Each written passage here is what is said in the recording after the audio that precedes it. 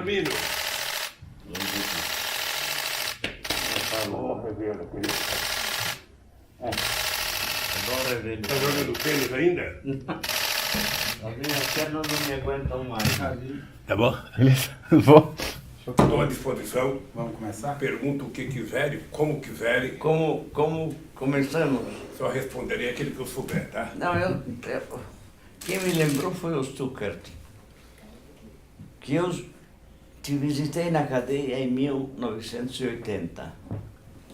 Você lembra? Lembro. O Tumão nos recebeu fidalgamente no escritório dele.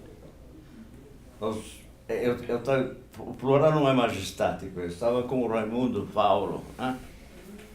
Ele nos mandou sentar naquelas poltronas que ficavam num canto do escritório, mandou chamar você e ele foi embora. Nos deixou absolutamente à vontade. Eu queria te perguntar qual é a diferença que você sente em relação àquele 1980, maio. Há muita diferença, porque em 1980 eu fui preso por conta de uma greve, sabe? E naquela época, quando eu fui preso, a ideia básica era imaginar que eu sendo preso, a greve iria acabar. E eles caíram do cavalo porque a greve aumentou. Continuou. Claro. Agora aconteceu a mesma coisa.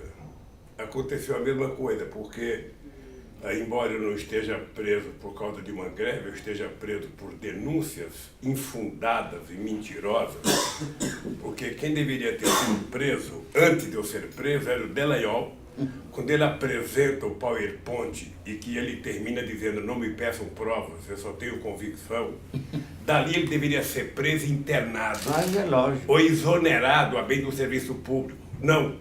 Ele foi guindado ao posto de super popstar, sabe, pela Rede Globo de televisão. Depois eu alertei ao Moro na minha audiência. Falei, Moro, você do jeito que você está conduzindo isso, você está obrigado a me condenar. Porque eu tinha noção de que o objetivo era chegar a mim. Né? Porque a mentira está muito longa, ou seja, quando eu conto uma mentira muito grande, depois você não tem como desfazer. É o problema deles agora com a Lava Jato. Como é que eles vão se desfazer da Lava Jato se ela faz parte da grade de todos os meios de comunicação, sobretudo televisão, como se fosse uma novela? Eles não têm como sair, porque eles endeusaram o Moro, endeusaram o Dallagnol, endeusaram e demonizaram todos os que foram acusados. Claro. Então não tem como. Então eu, por mais que eu tenha vontade, por mais que eu imagino ver, eu fico imaginando como é que vai ser a cara do William Bonner, a cara daquela mulher que trabalha com ele, sabe, tendo que abrir o Jornal Nacional dizendo, olha, queríamos dizer que o presidente Lula é inocente. Houve uma mentira montada para levá-lo à prisão, para evitar que ele fosse presidente da República. Mas é isso mesmo. Pois é, mas... Aliás, a pergunta que eu quero te fazer é uma pergunta importante, a meu ver. E todas as provas, a essa altura, mostram que você foi atingido como primeiro objetivo do golpe. O golpe começa pela Lava Jato, em 2014. Aí tem as várias traições e tudo mais e tal, e aí cai o impeachment da Dilma. Aí pegam você. O golpe foi feito para isso, para impedir a sua eleição. Demonizar você e o seu partido. Mina, a coisa mais interessante é o seguinte, em dezembro, logo depois da vitória da Dilma, teve um ato do PT em Brasília e eu alertei a direção nacional do PT num pronunciamento que eu fiz de que era importante que o PT começasse a se dar conta de que estava começando um processo de criminalização do PT. Claro. E depois eu comecei a notar que o objetivo deles era o seguinte, era tentar, em qualquer hipótese, evitar que houvesse em 2018 uma candidatura do Lula. Ora, por quê? Porque todos os inquéritos que eu participei até agora, todos eles, na verdade, o julgamento é do meu governo. Não é um julgamento pessoal. Não, claro. É um julgamento de todas as políticas que nós fizemos. Eu até brinquei que no primeiro depoimento que eu fiz na Polícia Federal, eu alertei ao ex-ministro da Justiça e ao diretor-geral da Polícia Federal da época de que era preciso dar uma formação política para os delegados, porque eles eram todos analfabetos políticos, eles não entendiam como é que se monta um governo, como é que se escolhe, sabe? Eles acham que é tudo, que você faz concurso para ministro, que você faz concurso para indicar gente para cargo público. Sim, não. sim, claro. Sabe? Então eu fiquei um pouco assustado com a forma com que eles tinham noção da política, que não tem nenhuma noção da política. Tá? Eles aproveitaram a síndrome, sabe, da criminalização da classe política, que não é só brasileira, é uma coisa no mundo inteiro, de que nenhum político presta, de que todo mundo é igual, de que ninguém presta, de que ninguém presta, de que ninguém presta, que bom é só as empresas privadas, que bom é só... Sabe? Chegou a um ponto em que a sociedade, com medo, sabe, horrorizada com tudo que estava acontecendo no Brasil, é só ligar a televisão 7 horas da manhã, 8 horas da manhã, 10 horas da manhã, que é um absurdo da criminalização, sabe, do dia a dia nesse país. Bem, o que eu notei? Eu notei que eles tinham um objetivo. O objetivo era tentar evitar que eu fosse candidato a 2018. Claro, né? claro. Bem, qual é a minha isso, tranquilidade? Mas essa era também uma demanda de Washington. Deixa eu lhe falar. Isso foi crescendo. Isso foi crescendo porque eu nunca consegui compreender por que uma operação Lava Jato, com mais de 200 que já houve, começando a criar no meu governo, como é que essa operação se transformou numa instituição?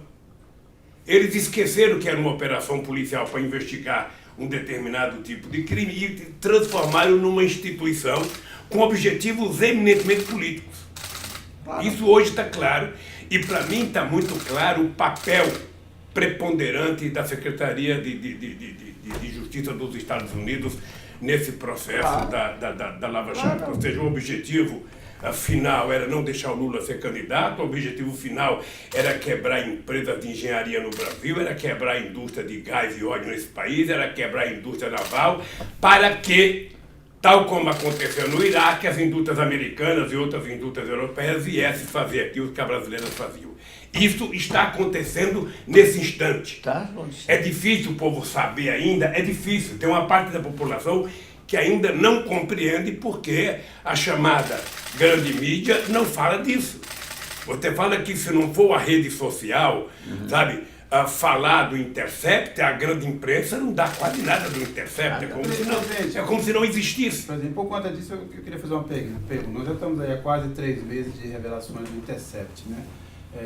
Todo dia aparecem novas. Ontem mostrou que o Dallagnol poupou uma empresária da investigação porque ela contribuiu para o Instituto de Interesse da Lava Jato e ele mesmo pretendia ser candidato a senador e lançar candidato do Ministério Público em todos os estados. Nós temos aí, na semana anterior, denúncias de pedido de dinheiro para outros empresários, nós temos provas mais do que acumuladas de que foi usado politicamente, mas o fato é o seguinte, ninguém até agora sofreu nada. A ação contra o Dallagnol foi suspensa no Conselho do Ministério Público. E tem um outro dado também que eu queria que o senhor comentasse, esse era o dado principal.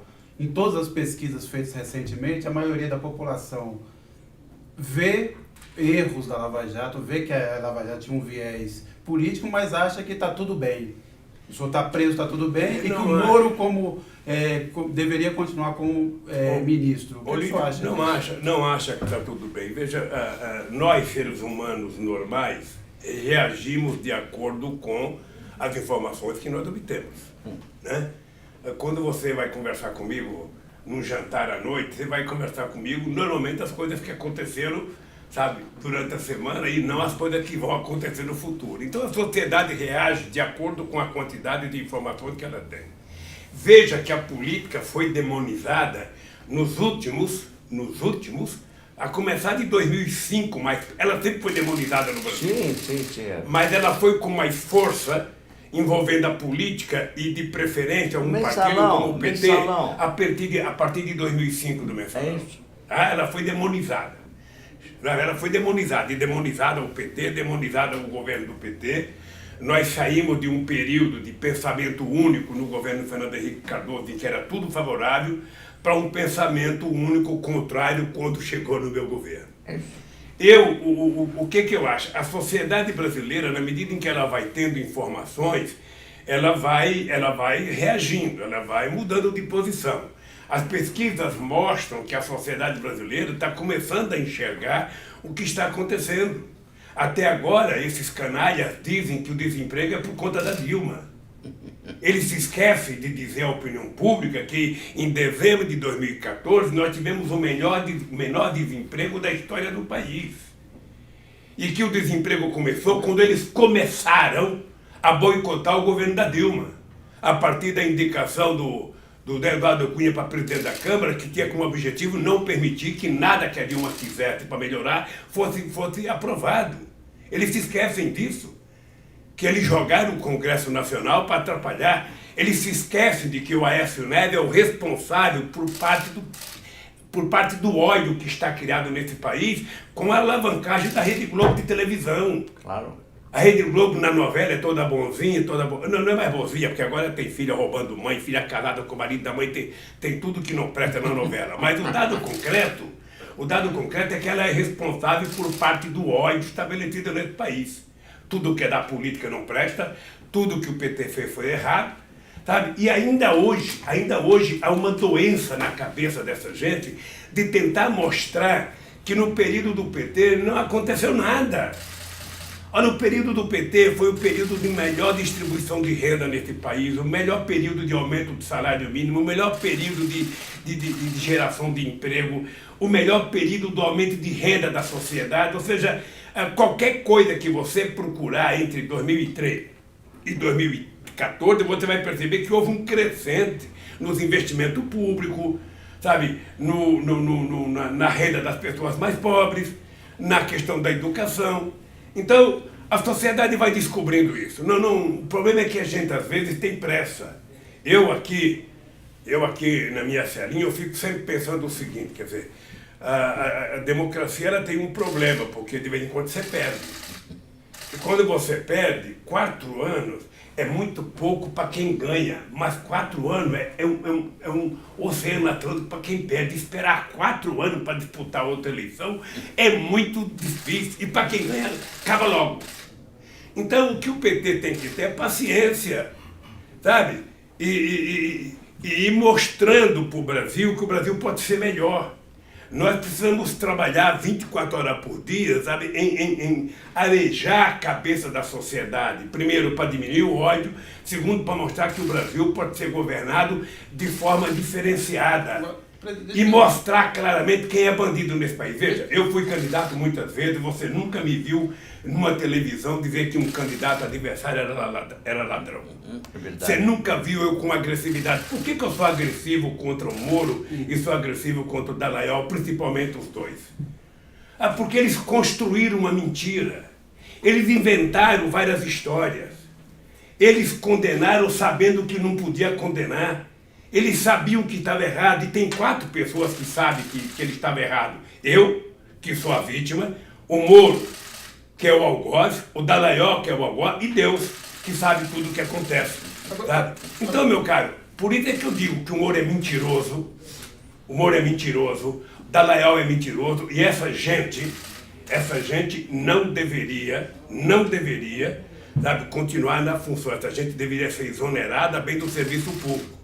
Querem demorar mais? Vamos demorar mais, mas o tempo vai passando e as coisas vão ficar cada vez mais verdadeiras. Então, mas as instâncias que poderiam cuidar disso, e principalmente o STF, não fizeram nada. Todos nós percebemos um movimento de ministros do Supremo sendo mais claros em relação ao que aconteceu, mas deixaram tudo acontecer. Eu pergunto o seguinte: o senhor ainda tem esperança que o Supremo irá avaliar o caso do senhor com a isenção necessária? Olha, se um dia que eu perder a esperança, eu pego uma caneta dessa e me dou um tiro na cabeça, de tinta. Porque, veja, como é que vive um ser humano sem esperança? Eu me alimento de esperança, eu me alimento da certeza absoluta de que haverá um momento em que neste país, sabe? A sociedade brasileira vai ouvir uma sentença de que o ser humano que vos fala aqui foi vítima da maior canalice política já feita nesse país. Tá? Eu trabalho com essa esperança. Acho que tudo que o Intercept está dizendo, nós já dizíamos. Se você pegar os autos do processo, mas a carta capital, você vai perceber que para nós não tem nenhuma novidade. Não, nenhuma. Para nós não tem nenhuma novidade. O Moro inventou que era preciso trazer o Lula para Curitiba, porque o mocinho da cena era o Moro, então ela precisa vir para cá. Por isso que inventaram a OAS, inventaram a Petrobras do triplex do Guarujá, por isso que inventaram toda a história do sítio, e vão inventar mais.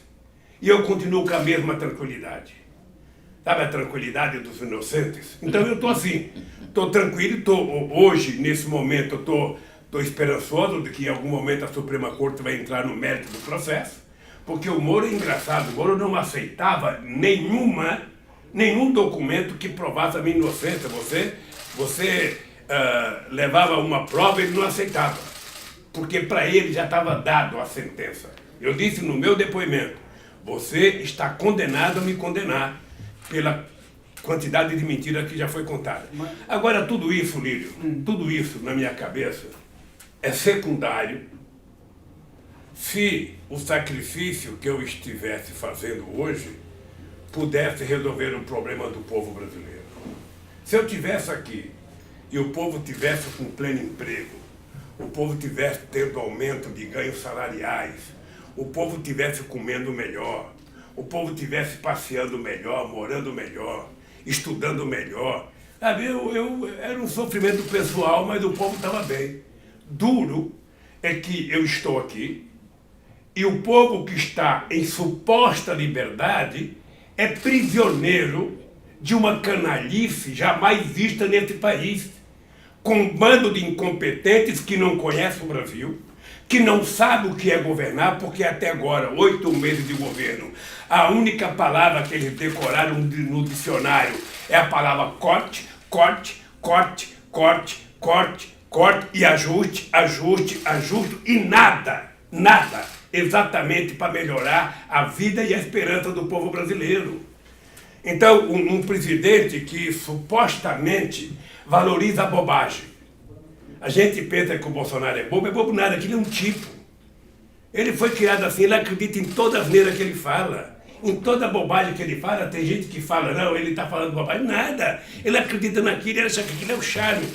Porque ele é como um fanático corintiano, um fanático flamenguista. O fanático não é o torcedor normal, aquele que quer o time ganhando. O fanático é aquele que vai no estádio para brigar, para falar bobagem, para xingar o técnico. O Moro é isso, ele é a turma dele. Ele não governa para o país, ele governa para a turma dele. Quanto mais bobagem ele fala, mais a turma de fanáticos deles acha legal, acha bonito, acha simpático, sabe? Acha tudo maravilhoso. Mas eles agiram de caso pensado, com um objetivo claríssimo. E foram realmente os iniciadores do golpe. O golpe começa aí. Agora, por que o Haddad, na véspera da eleição, se põe a fazer o elogio do Moro? Eu gostaria de entender esse tipo de situações. Mino, eu fiquei num estado de irritação sublime. Veja, mas deixa eu lhe falar, é que eu não sei qual foi o contexto e qual foi a pergunta feita por Haddad. Deixa eu lhe falar uma coisa. Eu tenho consciência de que tem vários interesses em jogo no momento nesse país. Você tem os interesses militares, você tem os interesses políticos, empresariais, financeiros, e você tem os interesses políticos. Ou seja, eu acho que o interesse maior do chamado setor financeiro e setor empresarial é permitir que o Bolsonaro consiga desmontar tudo que é a estrutura de direitos que nós conseguimos fazer nesse país ao longo de décadas e décadas. Tá? E quando não tiver mais direito para o trabalhador, porque vai voltar vai voltar quase que ao tempo da escravidão. É trabalhador trabalhando pela metade do preço, é trabalhador pedindo, mendigando para trabalhar uma hora aqui, uma hora lá, sem nenhum direito. Eu lembro que quando eu era pequeno, a minha mãe e outras mulheres trabalhavam fazendo costura para fora. Chegava a empresa, trazia um pacote de camisetas, de coisa, elas costuravam. Qual era a nossa briga? A nossa briga é para que as mulheres deixassem de trabalhar assim, tivesse carteira assinada registrada, tivesse férias, tivesse previdência. Nós estamos voltando àquela época. Claro. Em nome de um progresso inexistente. A escravidão nunca significou progresso. A subserviência nunca significou progresso. O progresso que nós vimos no mundo mais moderno é o estado de bem-estar social conquistado, sabe? Na Europa Ocidental, sobretudo depois da Segunda Guerra Mundial. Sim. Muito, sabe? Conquistada pelo medo que o capitalismo tinha da Revolução Russa, sabe? E que eles agora querem desmontar o momento mais primoroso de conquista da sociedade. Então, direitos passaram a ser, sabe, coisa proibida, coisa... Vamos voltar ao tempo de trabalhar 12 horas por dia, 14 horas por dia, 16 horas por dia. Vamos trabalhar sem resíduos. Se o trabalhador morrer no percurso do trabalho é um problema dele. Mas por que o Haddad... Então veja, eu não sei qual é o contexto que o Haddad falou. A verdade é que outro dia eu dei uma entrevista para uma moça aqui da BBC Sim. brasileira e ela perguntou da Lava Jato. E eu dei uma resposta que é o seguinte, veja, a Lava Jato, enquanto operação, ela era uma operação igual a qualquer outra. Na hora que ela virou uma instituição política, que passou a manipular em função de interesses políticos, ela deixou de ser uma operação de apuração de corrupção para ser uma operação política. Sim. Com objetivo definido. Veja, qual é a diferença que eu faço? E aí eu falo pelo meu processo, eu não posso falar pelo processo que eu não conheço. Ou seja, se você tem um canalha, tá? Que chegou aqui e resolveu se vender e fazer delação e disse que roubou, ele que seja preso pro resto da vida. Não. Agora, o que eu quero saber é o seguinte, todas as pessoas têm direito a um julgamento decente. Toda pessoa tem direito a mostrar provas de crime ou de inocência. Então eu pego o meu caso. No meu caso, a Lava Jato ela mentiu do começo ao fim. No meu caso. E a Lava Jato ela foi deformada, porque eu acho que muito dinheiro que os empresários falam que foi propina, na verdade era evasão fiscal. Isso, menino, vai ter que ser apurado. Você sabe que tem coisa que você vai saber 50 anos depois, 40 anos depois, 30 anos depois. A única coisa que eu sei no momento, Lírio, é a minha situação. Eu posso dizer, o Ministério Público na Operação Tarefa é mentiroso, o Moro é mentiroso, o TRF4 é mentiroso, sabe? O Superior Tribunal de Justiça não julgou o mérito do processo, eu estou aqui. Eu estou aqui enquanto os canais já estão livres. Então... Parece que eu estou nervoso, mas eu não estou nervoso, é que eu tenho que dar ênfase aqui para você poder me ouvir direito, ou seja... Então, mas por que eu estou tranquilo? Porque eu acho que a verdade vai vencer. Eu acho que é o seguinte, esses caras querem me derrotar, tem um jeito melhor, Lírio. Esses caras querem me derrotar, me desmoralizar.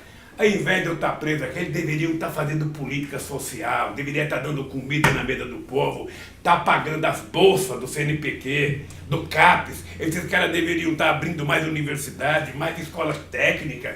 É isso que esses caras deveriam estar fazendo. Agora, presidente, então, o senhor já expôs e deixou claro toda a situação que o senhor foi submetido e disse que tem esperança. Eu só queria lembrar um ponto para o senhor. Recentemente, o presidente do Supremo, Dias Toffoli, deu uma entrevista à Veja e ele admite o seguinte, que houve um acordo entre militares e empresários com a participação dele políticos com dois objetivos, impedir que o Bolsonaro fosse derrubado já com 4 meses de governo e que o senhor fosse mantido preso. Quer dizer, como é que o senhor avalia uma declaração dessa, ou pelo menos a admissão, ele não desmentiu o conteúdo? Esse é um dos nossos heróis preferidos. Como se explica isso? O Toffoli. Primeiro, deixa eu dizer uma coisa para você. Veja, eu não gosto.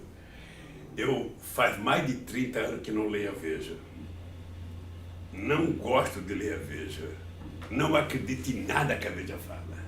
Nada. Nem se ela falar que o Lulinha é santo, eu acredito. Tá? Não gosto. A Veja não faz parte da minha leitura. Ora, veja, vamos ver, a pressão para que eu não fosse candidato, ela foi muito forte.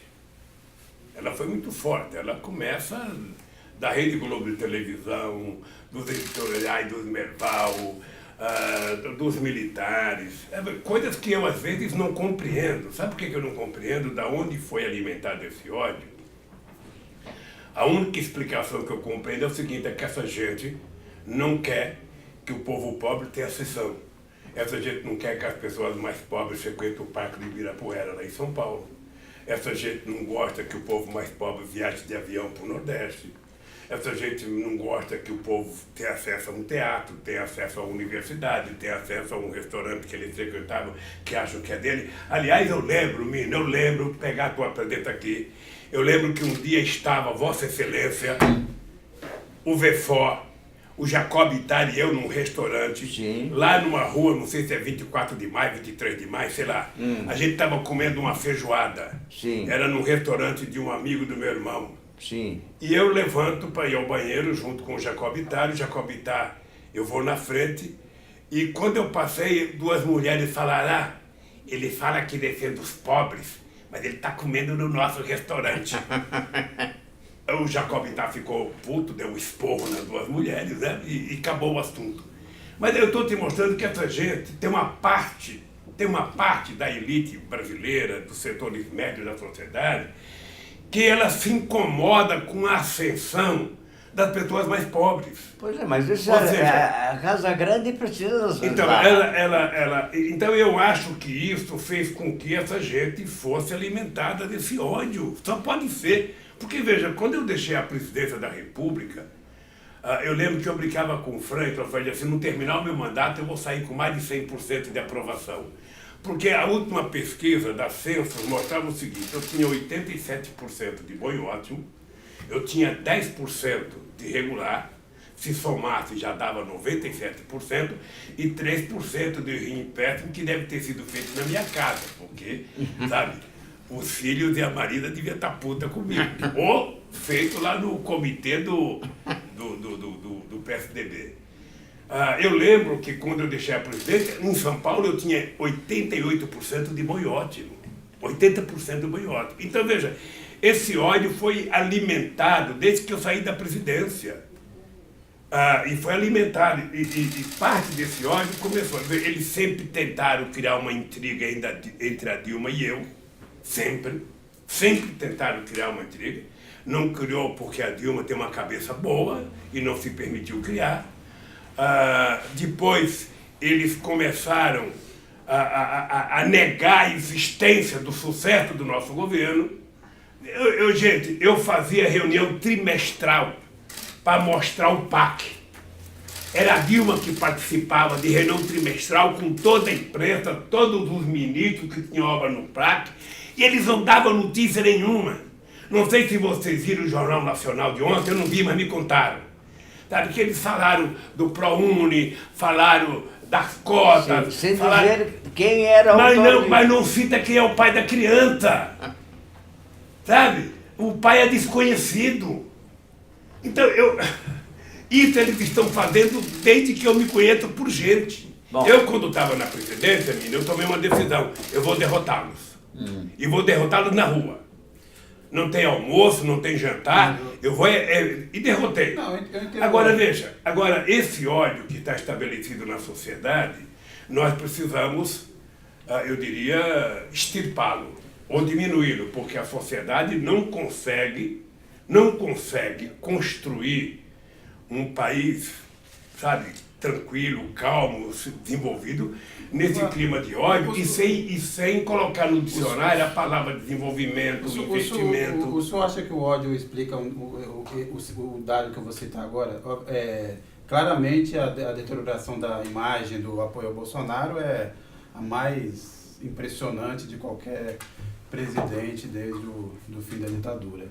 Ele está caindo em todas as áreas, em todos os campos, mas tem uma faixa ali entre 2 e 5 salários mínimos que ainda ele consegue o maior percentual de apoio. E é uma faixa que justamente foi a faixa que teve uma melhora significativa de vida sobre os governos do PT. Não, ele cresce mais. O que mais. você acha que aconteceu? Não, ele cresce mais nas pessoas mais ricas, é onde ele tem maior força. Não, mas ele perdeu. É no setor médio.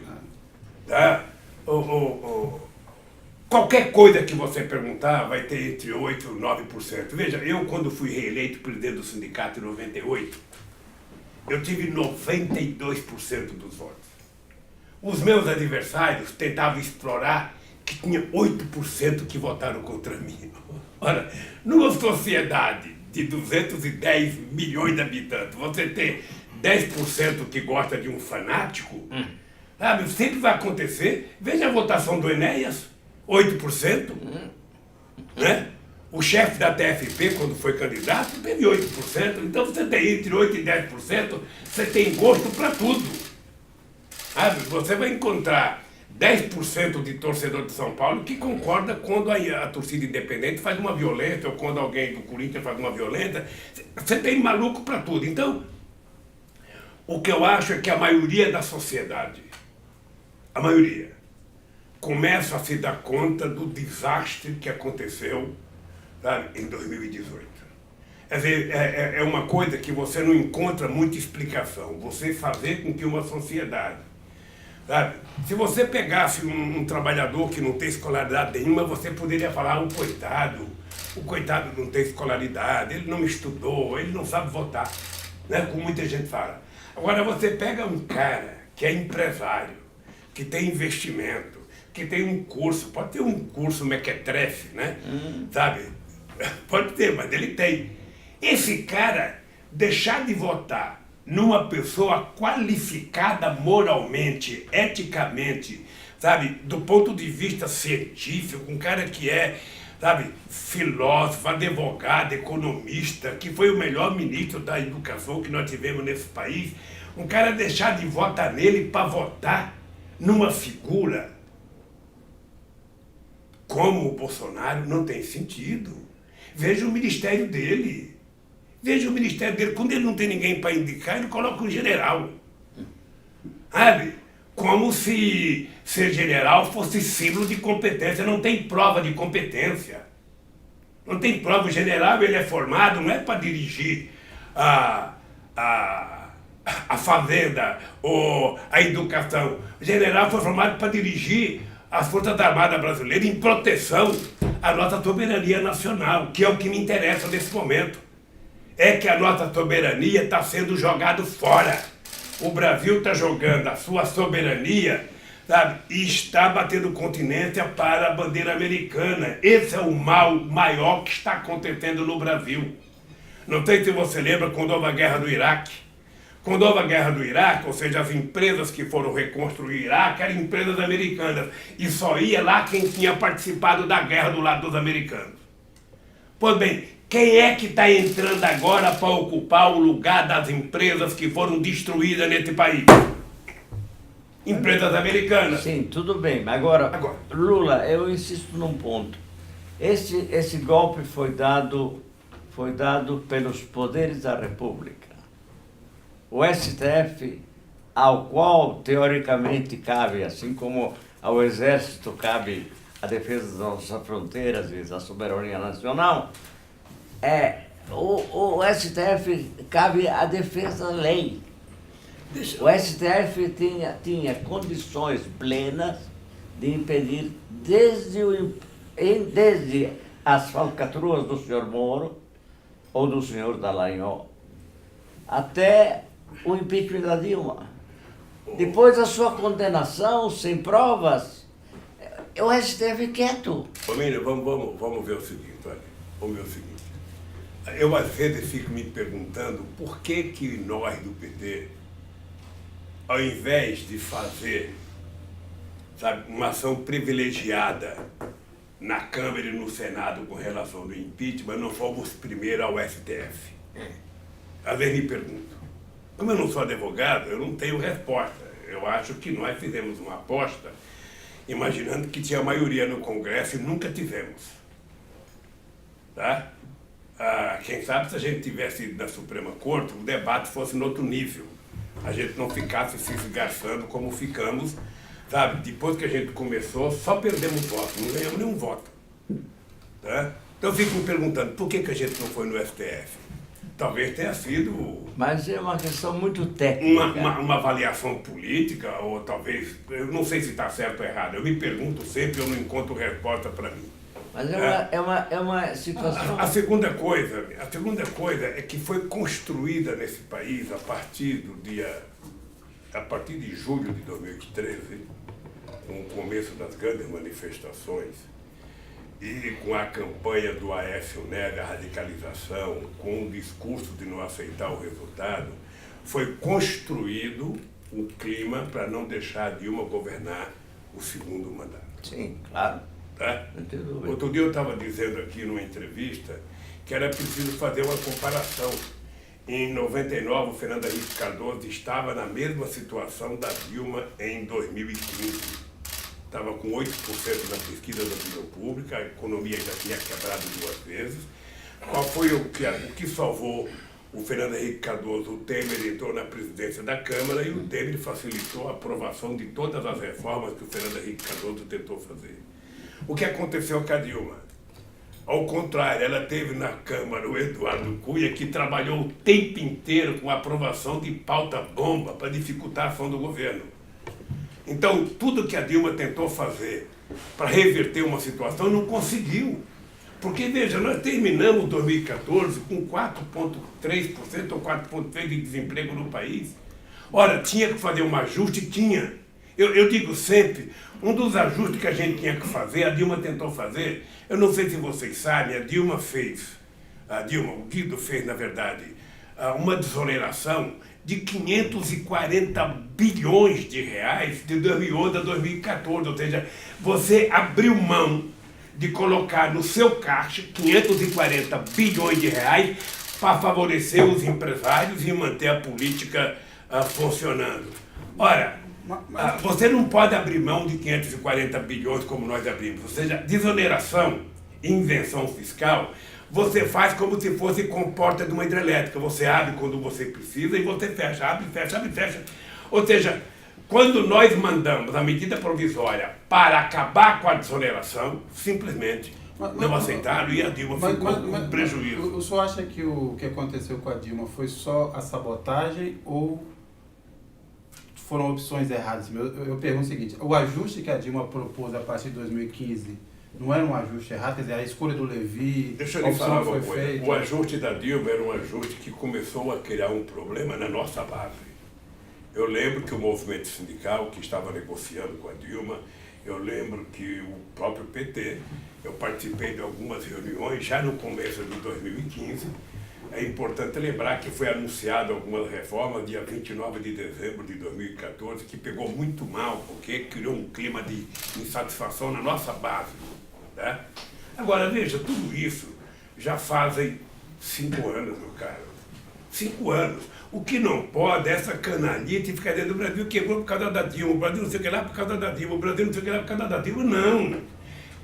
Eu, quando ganhei as eleições do Fernando Henrique Cardoso, eu descobri a herança maldita e não fiquei xingando o Fernando Henrique Cardoso, eu fui consertar o Brasil.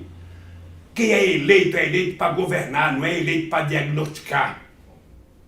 O bom médico não é aquele que descobre a doença que eu tenho, o bom médico é aquele que me dá o remédio que me cura. Porque diagnosticar doença, qualquer um. Diga para mim que está com dor de cabeça que eu vou lhe dar uns 30 remédios aqui. Diga para mim que está com cólica renal que eu vou lhe dar uns 30 remédios. Ora, o bom médico é aquele que descobre e cura a pessoa. Sabe? Esse negócio de vender remédio pela televisão, tome tal remédio, se não der cura, procura o médico. Sabe? Então, política não pode ser assim. A política é o seguinte, meu cara, eu tinha um compromisso com a minha história. Eu não posso errar. Eu tinha em mente o Walesa na Polônia, um metalúrgico do estaleiro de Gdansk, sabe? Que fez uma greve, sabe, bem menor do que a que nós fizemos em São Bernardo do Campo, porque Gdansk era menor, mas teve muito mais divulgação nos jornais brasileiros do que a minha. Tá? Ele recebeu muito mais apoio internacional do que a minha. Recebeu, inclusive, dinheiro para financiar uma gráfica. O Lulinha não recebeu nada. Se a gente quis sobreviver, tá aqui o companheiro Mino, que eu vou agradecer, que me deu uma offset. A gente rodava boletim daqueles mimeógrafos a álcool. Eis que meu amigo Mino Carta deu de presente aos trabalhadores metalúrgicos uma offset, a primeira máquina moderna, bonita que eu vi na vida para rodar panfleto e continuar a greve. Então, eu tinha o Valença na minha cabeça. Eu tinha o Valença na minha cabeça, eu não posso errar, porque o Valença governou 4 anos, porque era aquela, como é que fala? Aquele momento de derrubada do muro de Berlim, então, sabe, o Papa polonês, então o Valença estava com... Que ajudou bastante. Bom, aí quando ele é candidato à reeleição, ele tem 0,5% dos votos. 0,5% do voto. Então eu tinha isso como exemplo, eu não posso falhar. Porque se um burguesão, se um aristocrata, se um rico governa e falha, tem problema, termina a posse, ele vai para o aeroporto, pega um avião, vai para Paris e fica 1 ano, vai para Londres, fica 2 anos, vai para Nova York e fica num monte de tempo, sabe? E a história segue. O Lulinha tinha que voltar para São Bernardo do Campo, a 600 metros do sindicato, ouvindo aquela peãozada xingar patrão na porta da Volkswagen. Então não tinha para onde ir, meu cara. Então eu falava, eu não posso errar, eu tenho que acertar. E para acertar eu não posso esquecer de onde eu vim e para onde eu vou voltar. Eu não posso esquecer quem são meus amigos de sempre e quem são meus amigos eventuais. Porque você não sabe o que é puxa-saco, lambe-bota, você não sabe o que é. A quantidade de gente que fica do teu saco, sabe, o dia inteiro e vira teu amigo. E você não sabe o orgulho que eu tenho. Vou dizer uma pessoa que fica, Topo Gijo. O Topo Gijo era um metalúrgico lá de São Bernardo do Campo, trabalhava na Carmanguia. Ele me chama de baiano. Ele era um cara, ele tinha vício lá, bebia muito, eu sei que nós ajudamos a curar ele, eu e Marisa. Pois bem, esse cara foi montar um bar, eu era contra ele ir para um bar. Um cara que era ex-alcoólatra, ir para um bar e falar, pô, vai vender tudo. Ele está com um bar há mais de 30 anos. Eu virei presidente, esse cara ligava para a minha secretária. Aí daqui a pouco entrava a minha secretária, ô presidente, tem um senhor aí chamando o senhor de baiano, ele disse que quer falar com o baiano. E disse que é o Gijo. Bicho, eu tinha um orgulho. Eu tinha o orgulho de ver aquele companheiro de 40 anos atrás que eu conheci, trabalhando nos bares do sindicato, que eu levava para casa 3 horas da manhã junto com o marido para entregar ele para a mulher dele, me ligando e me chamando de baiano, de companheiro. Essa coisa é que me diferencia dos outros. É que eu não era um diferente na presidência, eu era um peão que chegou à presidência e sabia que quando eu deixasse a presidência eu ia votar para o meu povo. E é isso que incomoda essa gente. O Lula, todo dia 23 de dezembro, o Lula ia tomar café com os catadores de rua e moradores, catadores de material reciclável e papel e morador de rua em São Paulo. Todo final de ano eu ia, lá embaixo de um viaduto. Né? Você imagina, eu não poderia ter jogado, como chama? Golfe. Ou tênis. Eu poderia ter jogado golfe, já pensou o Lula de roupa branca com taco jogando golfe? Miami. Sabe? Não, mesmo aqui em São Paulo, aqui, junto com a elite, imagina o Lula e o pessoal da Fiesp jogando golfe, o Lula e o pessoal da Febraban jogando golfe. Ninguém ia ter ódio de mim. Nossa, como ele evoluiu, olha, ele até tá... Agora, como o Lula não aceitava jogar golfe e ia, sabe, tomar café com as pessoas que eram vítimas da sandice econômica desse país, o Lula não podia ser tão aceito. Esse Lula, esse cara, esse semi-analfabeto, querer que filho de empregada doméstica vire engenheiro, vire médico, vire dentista, vire filósofo, sociólogo, sabe? Que história que é essa? Agora, presidente, o senhor acha que o Bolsonaro chega até o final do mandato e... Eu pergunto, o PT, por exemplo, tem um processo de cassação no TSE. O senhor acha que é um caminho, por exemplo? Tentar? Olha, você sabe que eu não fico torcendo para a desgraça ser maior do que já é. Sabe? Veja, porque o meu problema não é o Bolsonaro em si. O meu problema é o projeto que ele representa. Sabe, o Bolsonaro cai, com todas as sandices que ele fala, e entra o Mourão. Vai mudar o projeto? Eu estou vendo o Rodrigo Maia tentar se apresentar como se fosse primeiro-ministro, ou seja, numa divergência, mas tudo que a elite brasileira quer, ele está aprovando na Câmara. Claro. Então o meu problema não é a pessoa, o meu problema é o projeto. O projeto está equivocado, porque o projeto não pensa o Brasil para os brasileiros. O projeto não pensa 210 milhões de seres humanos. O projeto pensa o sistema financeiro brasileiro, a quebradeira das empresas. Agora mesmo nós vamos começar um processo de contratação de sondas. Vamos gastar 30 bilhões importando, acho que 12 ou 13 sondas, quando a gente poderia estar fazendo ela daqui no Brasil, gerando emprego, gerando salário, gerando renda, gerando imposto e gerando alegria e orgulho de ser brasileiro. Esse é o meu problema. Se quem está governando é o Bolsonaro, é o Mourão, não importa, ou seja, ganhou as eleições, nós não questionamos na época, deveríamos ter questionado, não questionamos, ou seja, o cara tem um mandato para cumprir. Agora, ele não disse em nenhum momento que ia ser eleito para destruir o Brasil. Sabe? Ele deveria começar a mudar de comportamento e pedir para a sua Polícia Federal ou para o seu Ministério Público entregar o Queiroz. Por que o Queiroz está escondido? Todo mundo sabe onde ele está. A Veja vai lá, descobriu, eu sei que alguém me contou, não li a Veja não. A Veja vai lá e descobre que o Queiroz vai no Alberto Arte. Por que não foi atrás do endereço dele? E mora no Morumbi. Se é o Lula, está lá o endereço do filho do Lula, do neto do Lula, do bisneto do Lula. Por que não foram colocar o endereço do Queiroz? Ele foi se esconder aonde? Na favela da Maré? Na favela de Heliópolis? Não, ele foi se esconder no Morumbi. No antro que protege ele. Então, meu caro, o meu problema não é pessoal. Eu não tenho problema pessoal com o Bolsonaro. Aliás, eu nem sei se ele algum dia fez algum discurso contra mim na Câmara como deputado. Ele sabe. Ele, se for honesto, ele sabe que eu fui o presidente que melhor cuidei das Forças Armadas brasileiras e não cuidei das Forças Armadas por medo, cuidei das Forças Armadas porque eu me pergunto para que serve Forças Armadas se não tem uniforme, se não tem coturno, se não tem almoço, se não tem armas, se não tem preparo e não tem inteligência.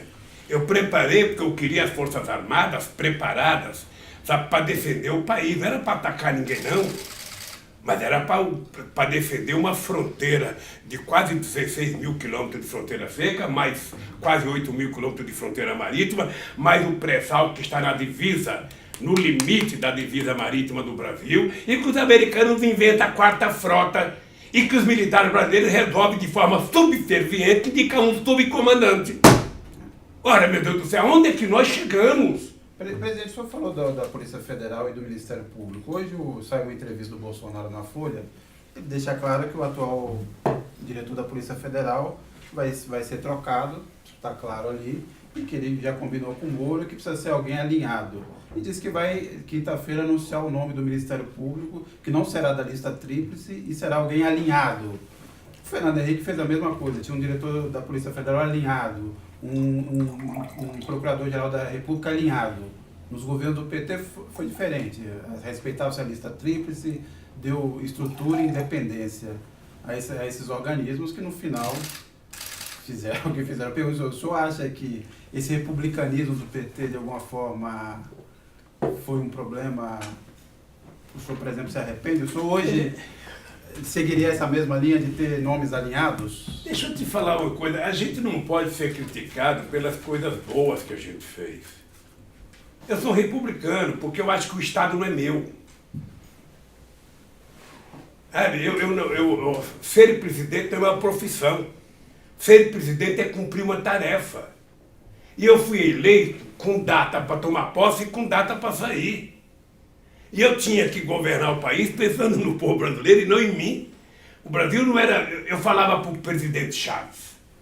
Falava, Chaves, no Brasil a gente não pode fazer o que você faz, porque no Brasil não é o Brasil que é meu, eu é que sou brasileiro. Eu estou subordinado às regras democráticas, então eu não penso, eu não posso indicar o presidente da Suprema Corte meu amigo. Eu não posso indicar o procurador, meu amigo, até poderia, mas a minha formação política do meio sindical não permitia que eu agisse assim. Daí porque eu não tenho dúvida nenhuma. Eu estou falando para você aqui de bom senso na sede da Polícia Federal onde eu estou detido. A Polícia Federal, ela vai se arrepender da bobagem que fez trabalhando para o Collor, para o Bolsonaro. Como vai se arrepender o Ministério Público? Sabe por quê? Porque quanto mais republicano for o presidente da República, mais autonomia essas instituições vão ter para exercer sua função. E quanto mais autonomia dessas instituições tiverem, mais eles têm que ser responsáveis. Eu não quero um delegado, meu amigo. Eu não quero um procurador, meu amigo. Eu quero um procurador que seja procurador, que tenha respeito ao povo brasileiro, que tenha a capacidade de investigar e de acusar com seriedade, que cumpra o papel constitucional que a ele está determinado na Constituição. É isso que eu quero. Não se trata, não é uma república de amigos. Aliás, tem uma coisa que eu digo sempre o seguinte: se você um dia, Lírio, ganhar um cargo público, nunca indique para trabalhar com você alguém que você não pode mandar embora. Mulher, irmão, sogra, sogro, sobrinho, cunhado, não indique. O melhor amigo, não indique. Indique alguém que com a mesma destreza que você o chamou, você possa mandar ele embora. Então, meu cara, eu sou republicano, acho que fiz bem para o Brasil, governar do jeito que eu governei, acho que fiz bem para o Brasil, indiquei as pessoas para a Suprema Corte sem nenhum caráter político, tinha currículo, eu tinha gente que eu consultava, sabe? O senhor acha que o Bolsonaro pode demitir o Moro? Tem esse... Veja, o Moro não serve para ser ministro da Justiça.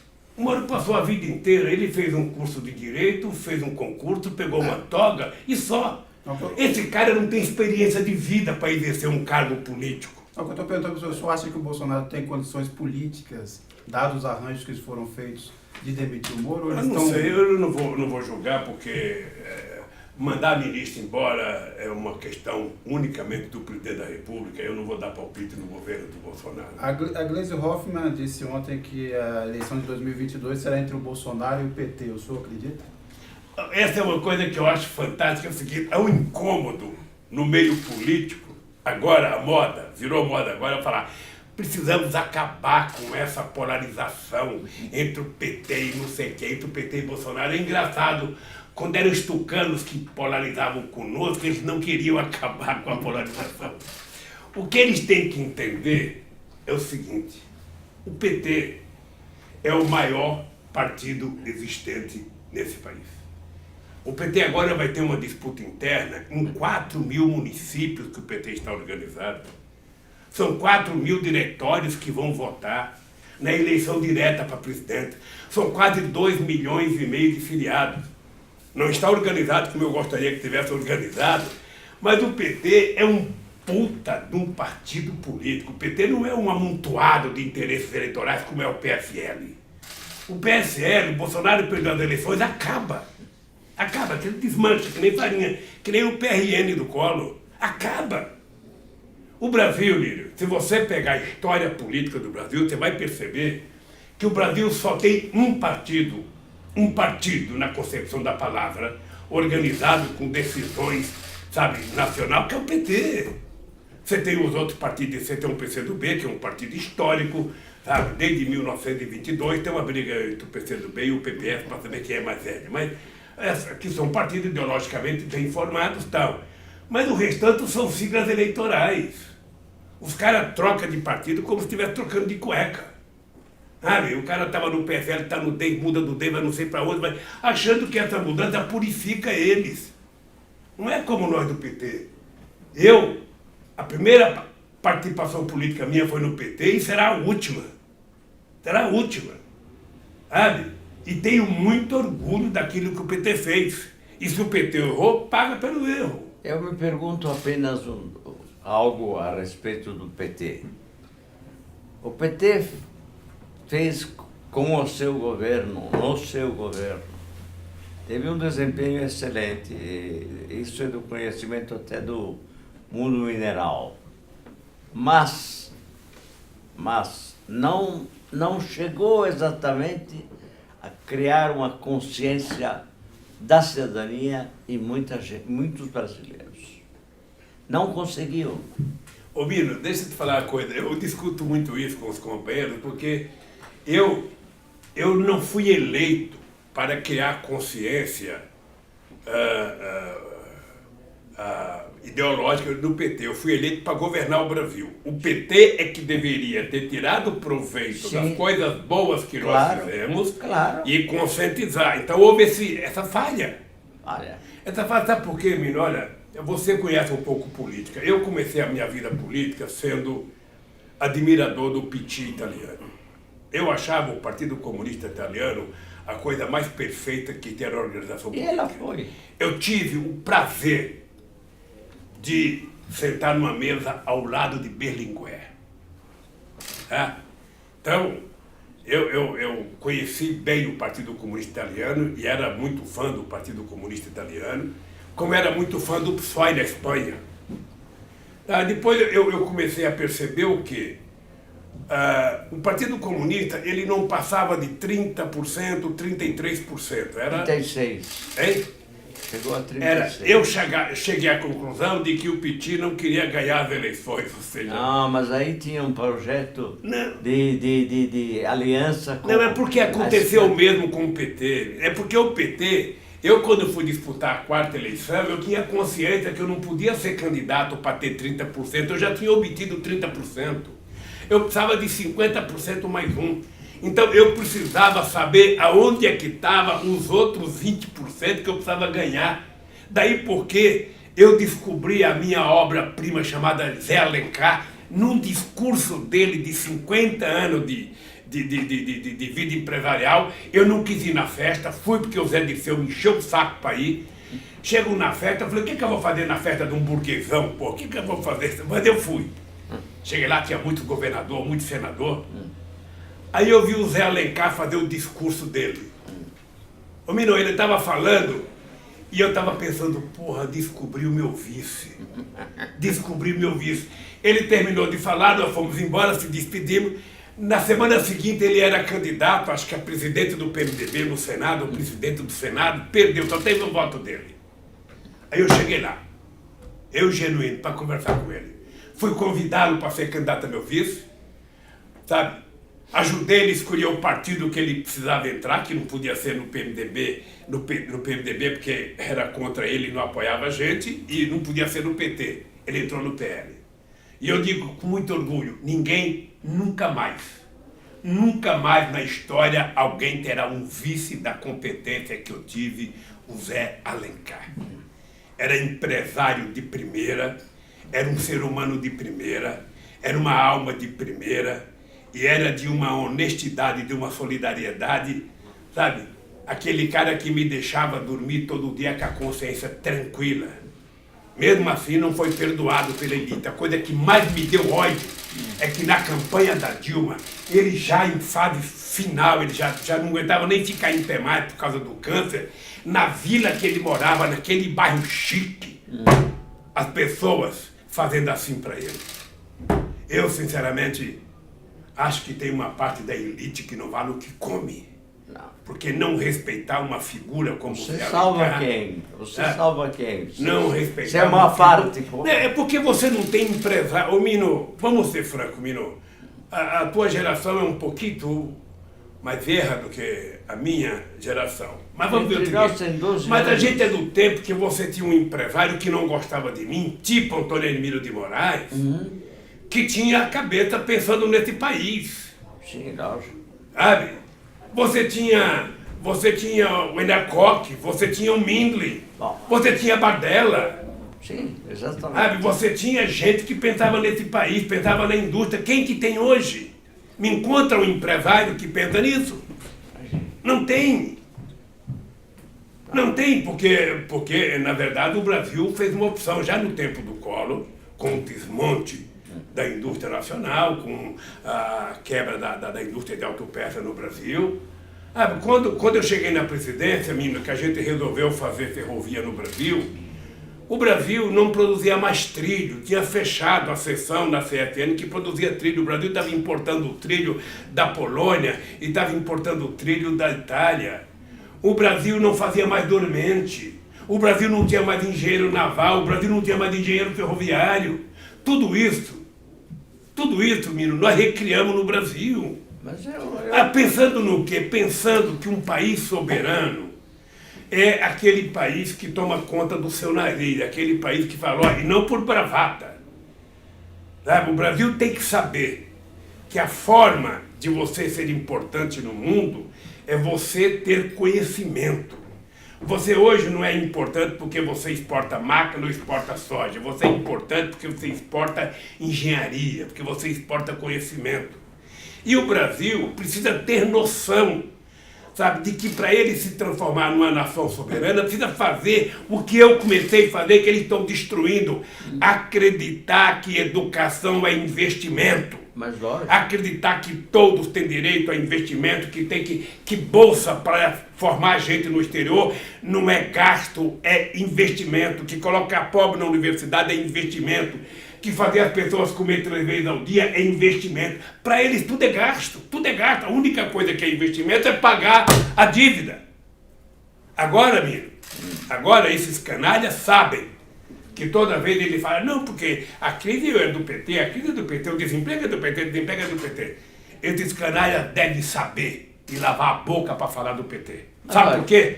Porque se o Brasil está sobrevivendo ainda hoje e não quebrou, é por causa do governo do PT. Se não fosse a nossa decisão de fazer uma reserva de 380 bilhões de dólares para não ficar mendigando mais ao Fundo Monetário Internacional, ao Banco Mundial, para ir para as reuniões de nariz em pé, não de nariz empinado, mas de cabeça erguida, sabe? Se esses caras não tomar cuidado, eles vão jogar fora. Em nome do quê? Aí quando quebrar o Brasil, o que é que vai acontecer com o seu ministro da Fazenda? Ele vai embora. Ele não era conhecido antes das eleições, vai morar. Ele vai morar em qualquer lugar. Então, o Brasil, que chegou a ser a 6ª potência do mundo, a 6ª economia do mundo, o Brasil ser governado por um presidente que é orientado por um cara que ainda não acredita que a Terra é redonda, sabe? Eu sinceramente, não. Eu custo a crer que nós nos demos esse presente, ou seja, que o Brasil se deu a si próprio um presente destruidor. É como se estivesse passando um furacão lá para o lado da Flórida e o Brasil fosse lá, não, vem para cá, e trouxesse o furacão para cá. Agora, esse furacão tem um objetivo. O Paulo Guedes, por exemplo, tem dito, toda vez que pode, que vai privatizar a Petrobras até o final do governo. Quer dizer, a Petrobras, o pré-sal, parece, obviamente, parte de toda essa engrenagem. O senhor acha que eles vão conseguir privatizar a Petrobras? Eu acho, Mino, eu de vez em quando eu fico nervoso porque eu fico cobrando as coisas, sabe? Mas eu acho que o povo brasileiro não sabe ainda o que significou esse processo da Lava Jato na economia brasileira. Pois é, mas isso é... Tem muita gente que não sabe. Uma falha do PT. Tem números muito sofisticados. Era preciso destrichar isso uma linguagem popular. Nós temos que dizer para o povo quantos milhões de pessoas perderam emprego. São quase 50 milhões de brasileiros trabalhando na informalidade, fazendo bico. É uma falha do PT. Talvez seja uma falha do PT, talvez seja uma falha de todo mundo. É preciso trabalhar corretamente, como informar a sociedade. Sabe? Nós temos que informar a sociedade o que está acontecendo no Brasil, porque eles encontraram um discurso mais fácil. Na hora que faltou oxigênio é por conta do PT. Não deu certo é por conta do PT. O PT, gostem ou não gostem do PT, se alguém vai ler a Carta Capital, se alguém vai ver a Carta Capital pela internet, ela tem que saber se goste ou não goste do PT.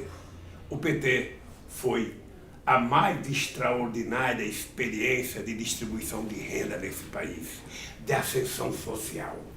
Nunca, vou dizer de boca cheia, nunca, em nenhum momento da história do Brasil, o Brasil viveu um experimento tão extraordinário como as pessoas mais humildes subindo um degrau Sim, mas na isso escala é verdade. social. Imagine. E é isso que Por incomodou. isso mesmo eu me queixo. Poderíamos ter feito O que, muito mais, poderíamos. o que hoje me desespera, sinceramente, é a falta de reação.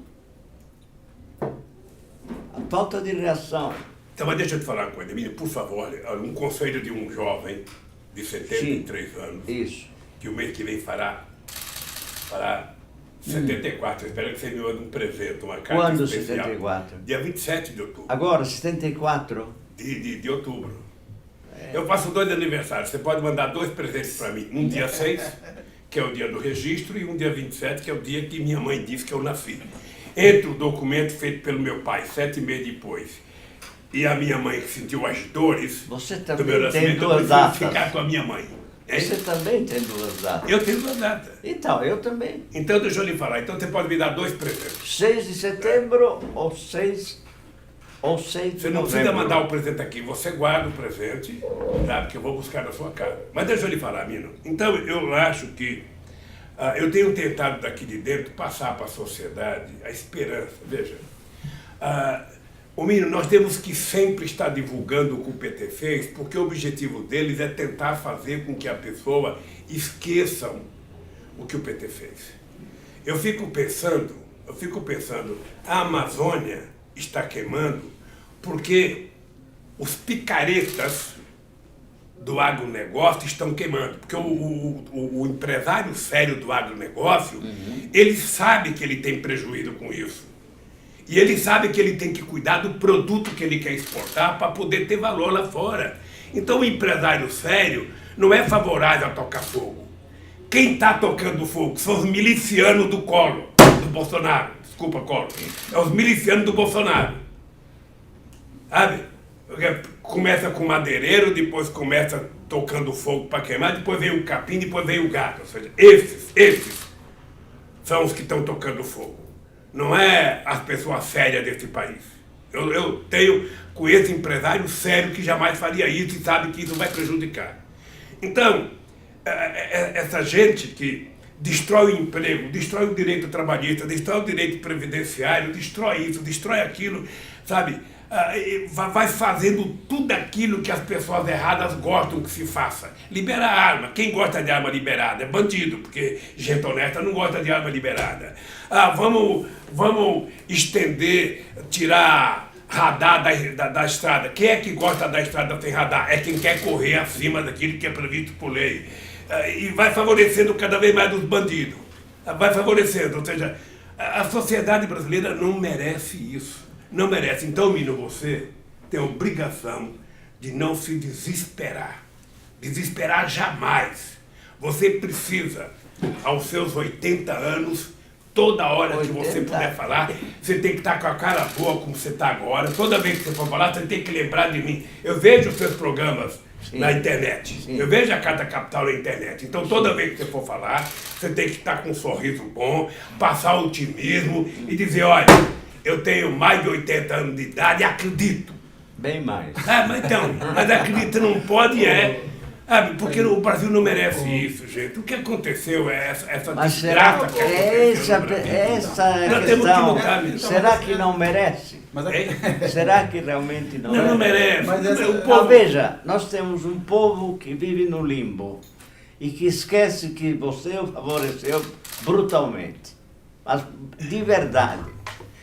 Esse é o povo. Não é que ele Quer dizer, a maioria. Não é que ele esquece. E a minoria, a nossa memória. E a minoria de Deixa gente. eu te falar, a nossa memória, ela faz fotografia da nossa existência, dos nossos momentos.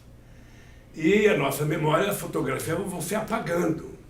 E você tem um segmento da imprensa, sobretudo da Rede Globo de televisão, Sim. que tem a pachorra de falar em ProUni, falar em FIES, falar em cotas e não falar no meu nome, sabe?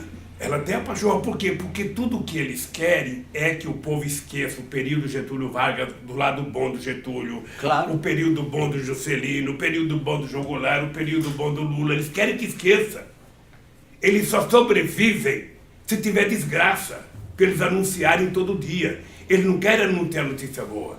Você pega, por exemplo, Mino, dos ricos. você pega, por exemplo, Mino, eu tenho orgulho, Lírio, eu tenho orgulho de ser o meu partido responsável, tá, da concessão de 52 milhões de hectares de terra.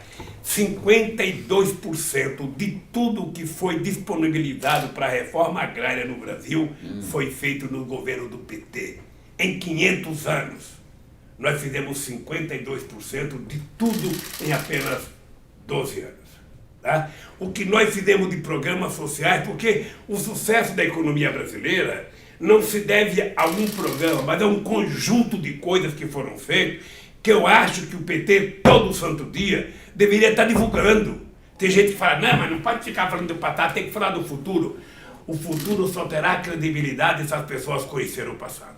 Então, presidente, você não constrói uma nova história sem que as pessoas conheçam o dia de ontem, de ontem e transformam. Esse é um ponto, quer dizer, o desgaste do Bolsonaro não resultou num aumento de apoio ao que a gente pode chamar aqui de campo progressista. Ou seja, você tem a insatisfação com a educação, mas não se transforma num movimento e em manifestações de massa. Você não tem uma representação hoje nesse campo que faça esse contraponto, a não ser o senhor na cadeia quando pode, esse contraponto direto com o Bolsonaro. Por que esse campo progressista, os partidos ditos de esquerda, não conseguiram capitalizar esse descontentamento com o Bolsonaro? Os partidos, ou as pessoas. Gente, porque tem um tempo, tudo é um processo. Por que você não fez tal coisa ontem? Eu não fiz tal coisa ontem porque eu não estava pronto para fazer tal coisa ontem. Deixa eu lhe falar uma coisa. Mino Carta trabalhava na revista Isto É. Se você for procurar Isto É, você vai lembrar que a única revista e a única notícia sobre o primeiro comício das diretas já na frente do Pacaembu foi convocado pelo PT. A imprensa não deu absolutamente nada. Foi em dezembro do ano anterior ao 25 de janeiro de 84. Exatamente. Tá? Foi em novembro e tal. Eu lembro da data porque foi na data em que o Fernando Henrique Cardoso foi ao ato para anunciar a morte do Teotônio Vilela. E lembro que o Montoro não foi no ato porque ele tinha ido a um negócio qualquer que tinha no Jockey Club de São Paulo. Então eu lembro da data. A data que morreu o Teotônio Vilela foi a data que nós fizemos o primeiro ato das diretas, que o único registro público que tem foi a Isto É, por causa do Mino, não por causa de quem está lá agora. Então, depois das diretas foi escondida pela imprensa há muito tempo, ela foi crescendo. Ela foi grande no dia 25 de janeiro de 84, porque a gente governava o São Paulo com o motor e foi liberado o metrô. Você lembra que eu fui almoçar com você no dia 5 de janeiro? E te disse, olha, o doutor Ulisses recomenda que você compareça. E depois eu virei parceiro de jornada com o Ulisses Guimarães. Sim, eu tenho um ato, tem uma cena. Tem uma cena, menina, que quando terminou... Porque, veja, enquanto a gente estava na rua gritando direta já, o Fernando Henrique Cardoso e o Tancredo Neves estavam organizando mudança já. Ao invés de direta já, mudança já. Num acordo explícito com os militares. Claro. Eu lembro que quando terminou a campanha das diretas, o PT continuou fazendo comício. O PT tinha um comício em Belo Horizonte, que foi o primeiro comício que Paulo Freire e Antônio Cândido fizeram uso da palavra num palanque. Tá? Não esqueço nunca. E eu lembro que eu fui à casa do doutor Ulisses Guimarães, eu e Luiz Eduardo Grijaldo, conversar com ele. Chegamos lá, quase na hora do almoço, ele estava deitado, a dona Mora mandou a gente entrar, e mandou entrar num quarto que ele estava deitado. Ele estava deitado com as mãos cruzadas na barriga, e eu mexi com ele, acordei ele, falei, doutor Ulisses, eu queria conversar com o senhor. E fui convidá-lo para ir ao ato de Belo Horizonte.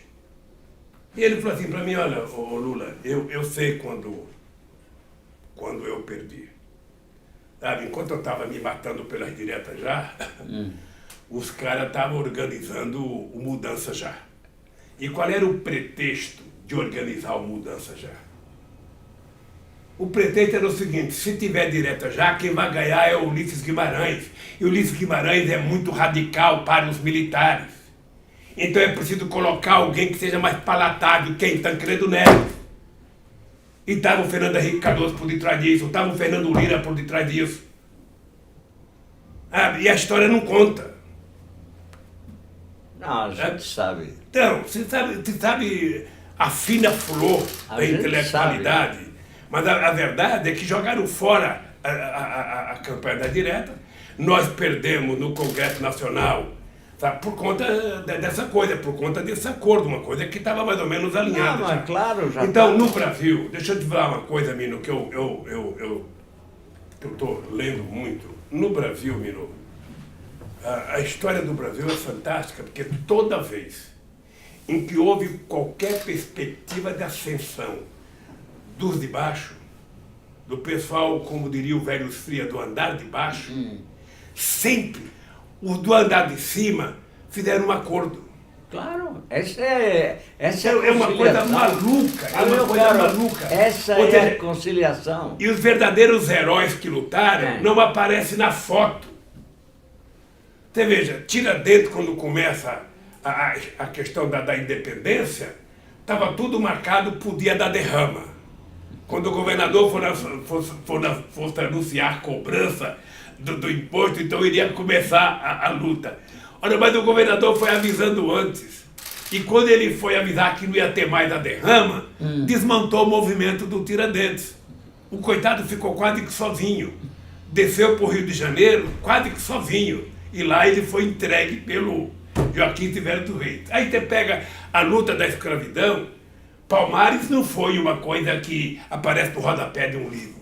Palmares teve quase 200 anos. Quase que se transforma num país, sabe, independente. Se tivesse feito um acordo com a igreja, talvez tivesse se transformado.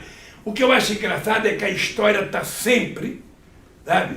Você pega o livro sobre Canudo, você vai perceber, sabe, que Canudo não é aquilo que está... É lógico, se você pega o Euclides da Cunha... O Antônio Conselheiro não era o bandido que se falava, não era o beato que se falava. Então, eu tiro por mim. Eu tiro por mim e pego o Mino como testemunho. O Mino me acompanha há muito tempo, né? Eu falo sempre, porque a primeira capa que eu apareci bonito de bigode na Isto É, foi na revista Isto É. E muito sucesso aquela, eu estava bonito. Isso era janeiro, então, o Mino Carta me conhece há muito tempo e sabe o seguinte, as quantidades de mentiras que foram criadas contra as greves, contra mim, as invenções que a polícia fazia, que a gente tinha depósito de molotov, que tinha... Sabe? Sinceramente, todas as vezes que eu fui preso para acabar com a greve, achando que eu ia acabar com a greve. Eu não esqueço a greve de 80, Mino, em que o cidadão, o amigo do chefe, eu estava preso e aparece lá o cacique. Aparece um cara e fala o seguinte, o cacique quer conversar com você. Eu não sabia que era o cacique. Não, o cacique quer saber o que você quer para fazer acordo. E era o Golbery, né? Aí eu falei, eu não sei quem era. Não, o Tumão me confessou. Eu não sei era quem era. O cacique era o... Cacique. Ele me confessou. Aí eu falei, o seguinte, fala pro cacique que eu quero o seguinte, se atender minha pauta de reivindicação, eu negocio e acabo com a greve. Não atendeu, eu não negociei. Aí veio o Dom Cláudio falar comigo, veio o Dom Paulo falar comigo, veio alguém fazer noite, veio o Teodoro Vilela, acaba com a greve, cara. Eu não vou acabar. Sabe? Eles que cabem com a greve, eles que fazem o que eles bem entender. Então o senhor acha que isso é um processo... Então, veja, toda vez, eu estou falando isso porque eu falei das diretas, e que a gente estava na luta pela direta já, e estava já o pessoal organizando mudanças já. Agora começa essa história, não, mas da polarização do PT com o PSB, não sei, com o PSB. Olha, cria um partido maior do que o PT. Cria um partido maior do que o PT e disputa as eleições. Veja, o que as pessoas têm que entender é o seguinte, o PT nasceu em 80. Em 82 eu fui candidato a governador, fui o 4º colocado. Você não imagina a raiva que eu fiquei de ser o 4º. Eu perdi para o Jânio Quadros, perdi para o Reinaldo de Barros e perdi para o Montoro. Mas aí o PT O PT foi o segundo em 89, o segundo em 94, o segundo em 98, o primeiro em 2002, o primeiro em 2006, o primeiro em 2010, o primeiro em 2014 e seria o primeiro em 2018. Claro, isso não tem dúvida. Olha, porque quando você fala da vitória do Bolsonaro é importante relativizar. O Bolsonaro teve 39% do conjunto da sociedade brasileira. Tá? Ele teve 55% do conjunto dos que votaram. Mas significa que 61% do povo, entre os que votaram no Haddad e que não votaram, disseram não para o Bolsonaro. Não é pouca coisa. Não é pouca coisa. Então, meu caro, o que nós precisamos ter consciência, o líder, é o seguinte: a única coisa que não vale agora é ficar nervoso. E dormir todo dia, Bolsonaro tem que cair, Bolsonaro tem que cair, Bolsonaro tem que cair. O que nós precisamos é alertar a sociedade do processo de destruição que está acontecendo nesse país. E tentar começar a fazer o povo se manifestar para não permitir a destruição. Mas quem vai alertar? Quem vai alertar? Veja, eu acho que nós temos liderança em todos os movimentos aí. Nós temos gente boa. Eu sei que vai ser lançado, ou já foi lançado, uma carta ao povo brasileiro sobre a questão da soberania nacional. E nós precisamos dizer para a sociedade: não dá para aceitar um ministro da comunicação grosseiro como esse, destruidor da educação, desculpe. Não dá para a gente aceitar um ministro do exterior como esse. Não dá. Sabe? E aí o povo tem que ir para a rua e exigir respeito. Eu não sou contra esse negócio de que o Bolsonaro quer indicar o filho dele. Quem tem culpa é o Senado. O Senado é que vai assumir a responsabilidade. Se o filho dele fosse um gênio, fosse pelo menos um Celso Amorim, tudo bem. Mas porque o cara aprendeu a assar hambúrguer, não é possível. Nós precisamos de alguém com um pouco mais de, sabe, um pouco mais de finesse intelectual, de diplomacia, de conhecimento de política externa, de conhecimento de economia, de conhecimento de comércio exterior, para você colocar lá. Afinal de contas, a embaixada americana é a mais importante. Quanto mais independente for o embaixador, melhor para nós. Agora, você vai colocar um serviçal. Mas voltando aqui, presidente, ao papel da oposição, o senhor acha, por exemplo, que o Haddad desempenha contento esse papel neste momento? O senhor está satisfeito com o que ele tem feito? Deixa eu te dizer uma coisa. O Haddad foi uma surpresa extraordinária, de boa para o PT. O Haddad, eu acho que é um quadro altamente qualificado. Como nós temos outros na liderança, nós temos na oposição outras figuras.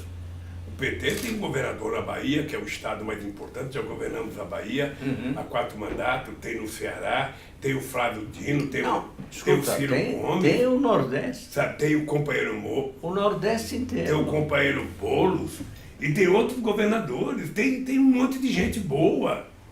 Sabe, na hora que a gente vai construindo, qual é a vantagem do Haddad? É que o Haddad está no partido mais importante, o Haddad está no partido que tem mais votos, o Haddad está no partido, sabe, que tem muito mais experiência.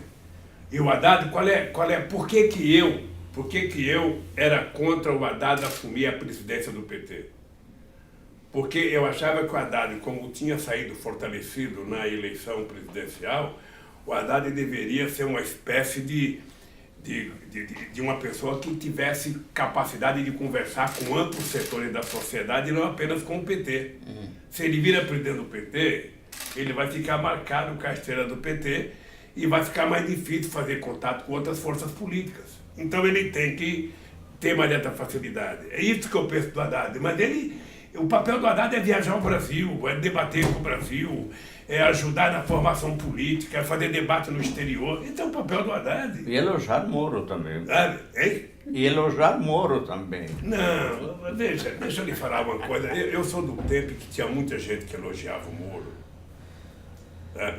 Somente quem criticava o Moro era a vítima e os meus advogados. Eu lembro do pessoal que queria, quantas vezes achava que eu tinha que tirar o meu advogado, porque era muito radical ser advogado. E a revista Carta Capital também. Tinha gente que Tudo achava. aquilo que Tinha gente que achava que revela, nós já tinha gente que achava que o advogado não precisava brigar com o Moro.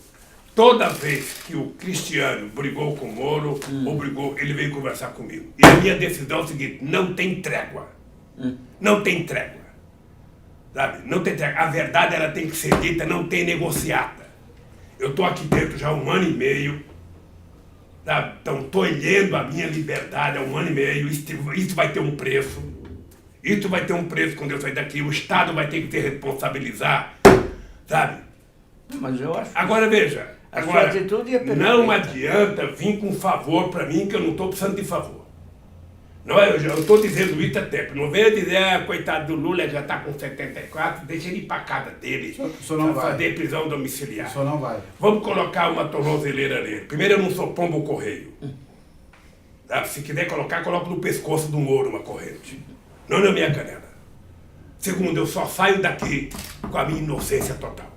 Claro. Ou esses canalhas provam que eu errei e me culpam e eu fico desmoralizado, ou eu vou provar que eles são canalhas e eles vão ficar desmoralizados. Sabe? Não é olho por olho, dente por dente, não. É apenas uma questão que eles têm que saber. Eu fui criado por uma mulher que nasceu e morreu analfabeta, que passou fome junto com os filhos, mas ela me deu dignidade. E disso eu não abro mão. Dignidade e caráter, menina, a gente não encontra no shopping, nos aeroportos, no free shopping, não encontra no shopping, não encontra nos mercados.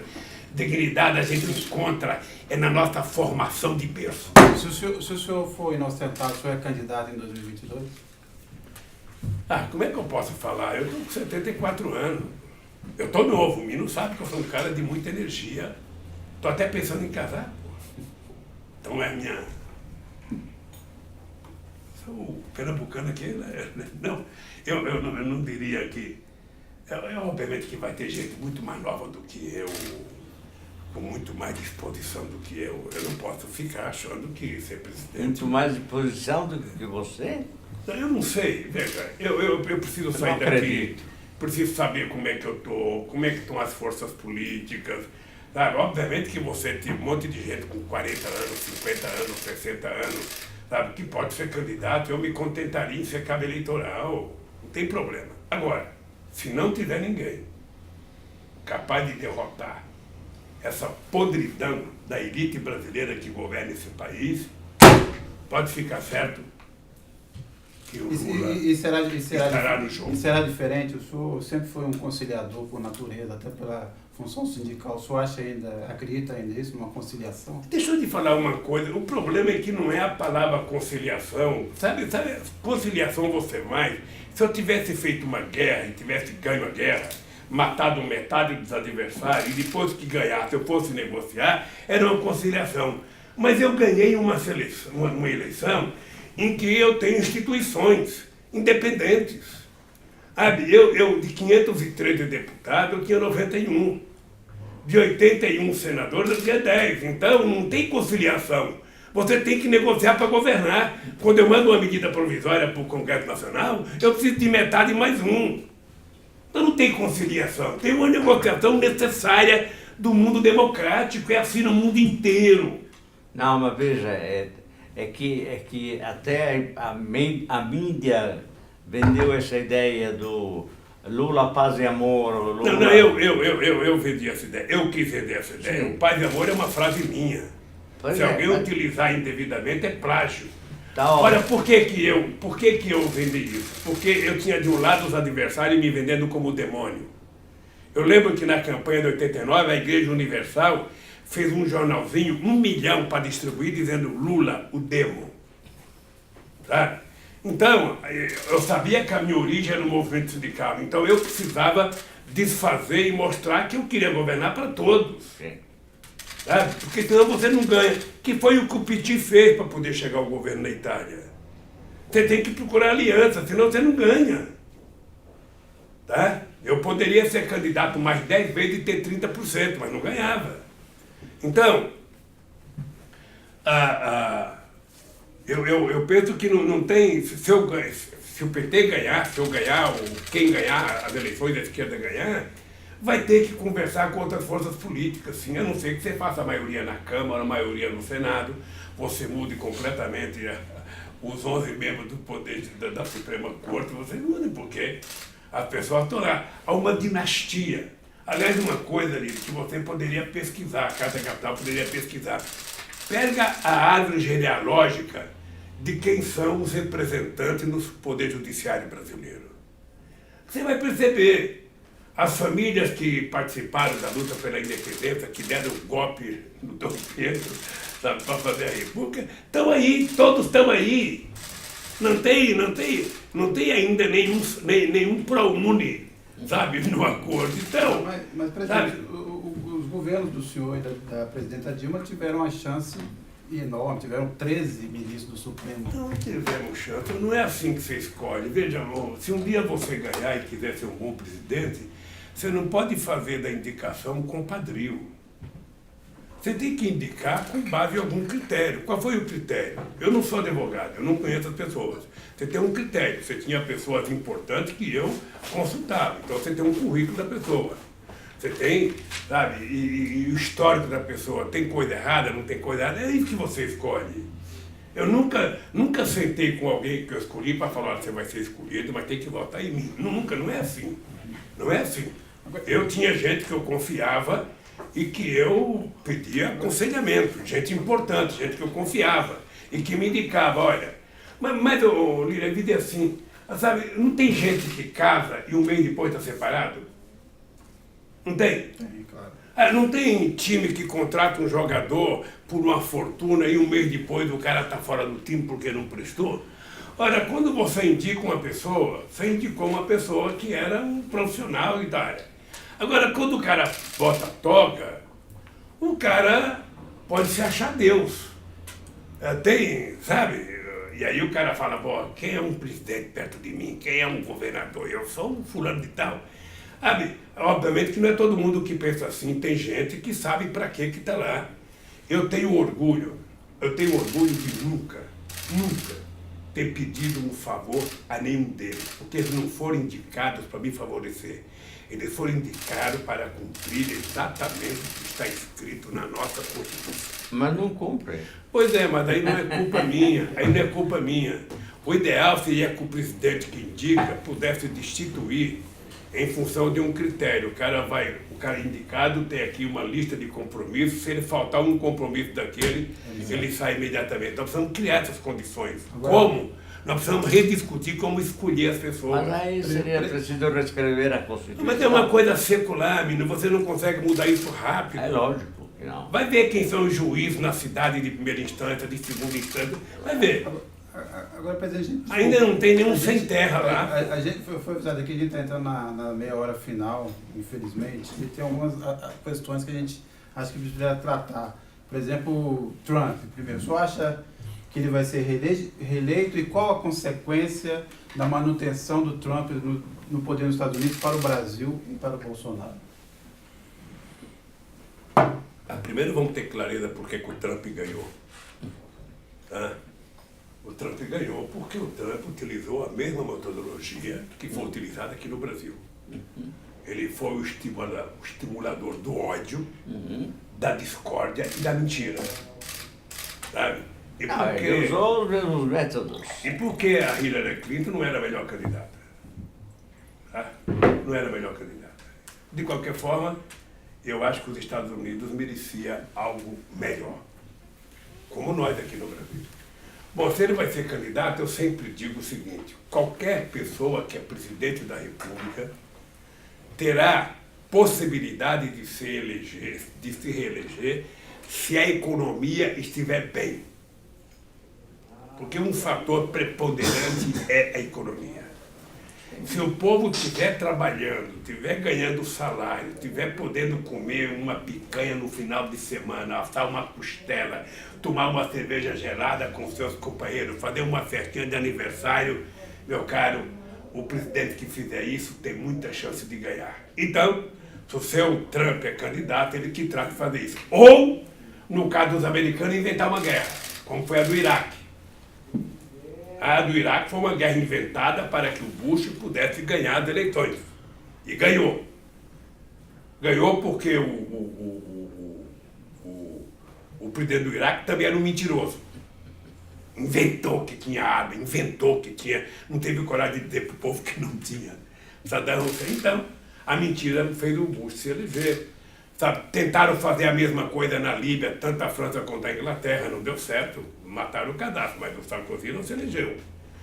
Depois você tem agora o Trump, eu não sei se ele vai querer invadir o Irã, ou vai querer invadir a Venezuela, duvido, mas de qualquer forma, quando você não tem projeto de cuidar do seu povo, você inventa um inimigo externo, sabe, que sempre dá bom voto. Claro, claro. Sabe? E a Argentina? O Bolsonaro agora está tentando se agarrar no Macron para poder mostrar que ele é nacionalista. Ele não é nacionalista, ele é entreguista. Totalmente. Entreguista. Um presidente da República que vai passar para a história, batendo continência para a bandeira americana e lambendo botas do Trump, não é nacionalista. Aliás, o os militares chamou ele de nosso presidente, né? E os militares que estão participando do governo dele também não são nacionalistas. Claro.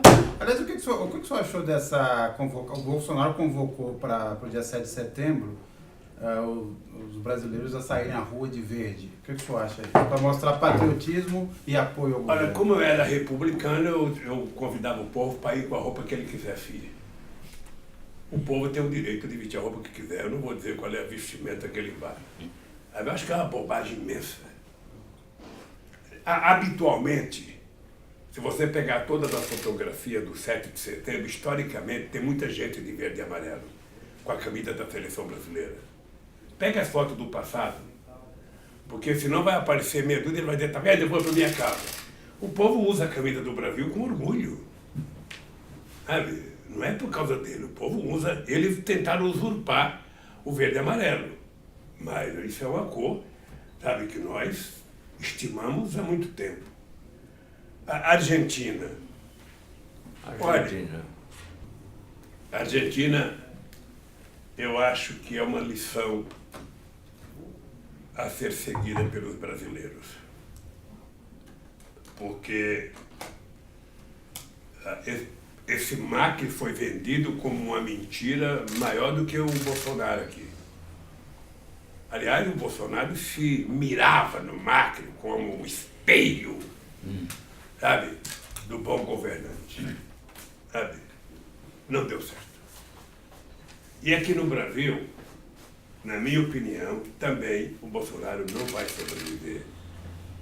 Eu não estou dizendo que ele vai cair hoje ou amanhã, mas ele não vai sobreviver politicamente numa nova eleição. Não vai. Não acredito. E acho que os setores progressistas vão retomar vários países, porque foi o que deu certo. Qual é o melhor país da América Latina hoje? É a Bolívia, que quer evitar que o Evo ganhe novamente. O que o senhor achou especificamente dessa decisão da Cristina de, diante da também perseguição que vive lá, ter sido aberto mão de ser a candidata principal e ter sido vice? Olha, eu acho que a Cristina avaliou várias coisas. Primeiro, a situação política dela, a situação da rejeição dela, que era muito grande, e ela resolveu, então, indicar o Fernando no lugar dela. Acho que foi uma decisão acertada. Uma decisão muito bem acertada, uma decisão, sabe, que eu espero que dê certo para o povo argentino. Veja, a Argentina, ela já foi a 5ª economia do mundo. Você anda em Buenos Aires, você tem noção da potência que foi aquele país. Claro. Aquele país também não nasceu para ser lambibota dos Estados Unidos. Aquele país nasceu para construir a sua própria soberania. Sabe, que os Kirchner estavam construindo, que nós estávamos construindo aqui. Nós não temos o direito, o povo brasileiro não tem o direito de permitir um retrocesso na soberania brasileira. É só que todos nós precisamos ensinar para o povo o que é soberania. Soberania não é apenas defender a fronteira. Soberania é defender a nossa educação, a nossa ciência e pesquisa, os nossos investimentos em bolsa, os nossos estudantes, os nossos minerais, o nosso petróleo, sabe, é tudo que nós temos nesse território. Sabe? Mas a quem cabe essa tarefa? Ao povo brasileiro. Ao povo Ao brasileiro, povo brasileiro, devidamente... num chamamento feito pelos partidos políticos. Então, Tá? Eu acho que as coisas estão andando. Mino, você veja que numa luta de boxe, o cara que é nocauteado e vai para o hospital, ele não marca uma luta nos próximos 6 meses, ele se recupera bem. Nós acabamos de perder uma eleição. Você não pode imaginar como fez o López Obrador no México, quando o López perdeu, não essa eleição, a outra que ele perdeu. mas uma eleição Nessa fajuta. Aqui, Há uma né? eleição... Foi fajuta, mas nós não fizemos, sabe? Eu não sei se certo ou errado, mas a verdade é que a gente não fez o papel de questionar o processo eleitoral. Pois é. Então, se a gente não fez o papel de questionar, como o Aécio fez conosco, talvez o PT tenha agido corretamente, sabe? Mas hoje está ficando mais claro, sabe? O uso da fake news para derrotar o PT. Quer dizer, fajuta é uma falseada. Mas de qualquer forma, a eleição começou a ser fajuta quando o Barroso deu aquele voto me tirando da eleição. Sabe? Aquilo é o fim da picada. Um juiz sozinho, ele decide, sabe, tirar um candidato que tinha 40% da opinião pública querendo que ele fosse presidente. Eu não tenho dúvida, não por méritos meus, mas porque a sociedade brasileira me conhece bem, que a gente ganharia as eleições no primeiro turno. Eu não tenho dúvida disso. E não tenho dúvida de que o Brasil não estaria nessa situação. Mas é claro. Porque é o seguinte, tem uma coisa que eu me orgulho, é o seguinte, é entender de povo e saber cuidar desse povo. O problema é que, para mim, povo não é número, povo é um ser humano. Para mim, a fome é uma doença invisível. Tá? Às vezes você pensa que o cara tá conversando com você e ele está bem, você não sabe o que está acontecendo dentro da barriga dele. E garantir que a pessoa tome café, almoce e jante todo dia, que a pessoa more decentemente. É por isso que eu tenho orgulho de começar a fazer o maior programa habitacional da história desse país e dar casa bem baratinha para as pessoas que não podem pagar. Tudo isso ele sabe que é como gasto. Na verdade, meu caro, cuidar do povo é investimento. Agora, presidente, a gente sabe que nada disso aí foi feito para abrir mão do poder rapidamente, né? A minha pergunta é o seguinte, num fracasso retumbante do governo Bolsonaro, que é o que se desenha nesse momento, o senhor teme alguma solução, teme que venha uma solução mais autoritária, um rompimento definitivo com as regras democráticas? Veja, eu sou contra qualquer quebradeira de regra democrática. Eu sou amante da democracia porque foi a democracia que me permitiu chegar lá. Eu poderia chegar ao poder ou por uma revolução armada, mas não sei atirar. Sabe? Assim, mas eu pergunto o contrário, o senhor acha que quem tomou o poder dessa forma não pensará numa solução mais radical caso o Bolsonaro ele vai sair errado? dessa forma. Ele vai sair dessa forma. Então, veja, eu acho que a via democrática é a solução mais segura para a gente ganhar e para a gente governar. Quanto mais democracia, melhor. Quanto mais democracia, mais educação. Quanto mais democracia, mais saúde. Quanto mais democracia, mais emprego. Quanto mais democracia, mais crescimento. Quanto mais democracia, mais soberania. Quanto mais democracia, mais o Brasil será respeitado no mundo. A democracia, ela é mais difícil porque você tem que conversar, porque você tem que convencer, porque você precisa persuadir as pessoas, sabe? Isso que é importante, é porque quando você convence as pessoas que você coloca em prática, é uma coisa duradoura.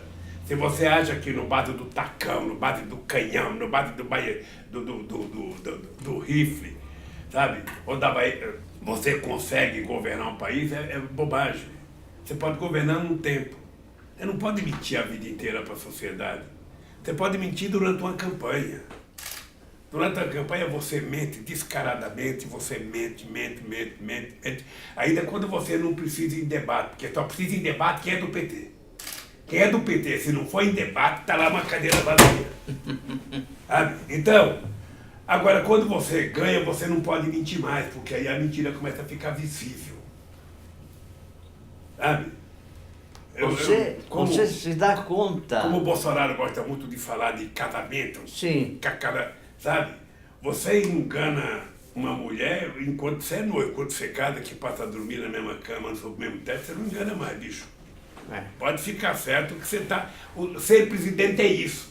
Ser presidente é você ficar desnudo diante do país.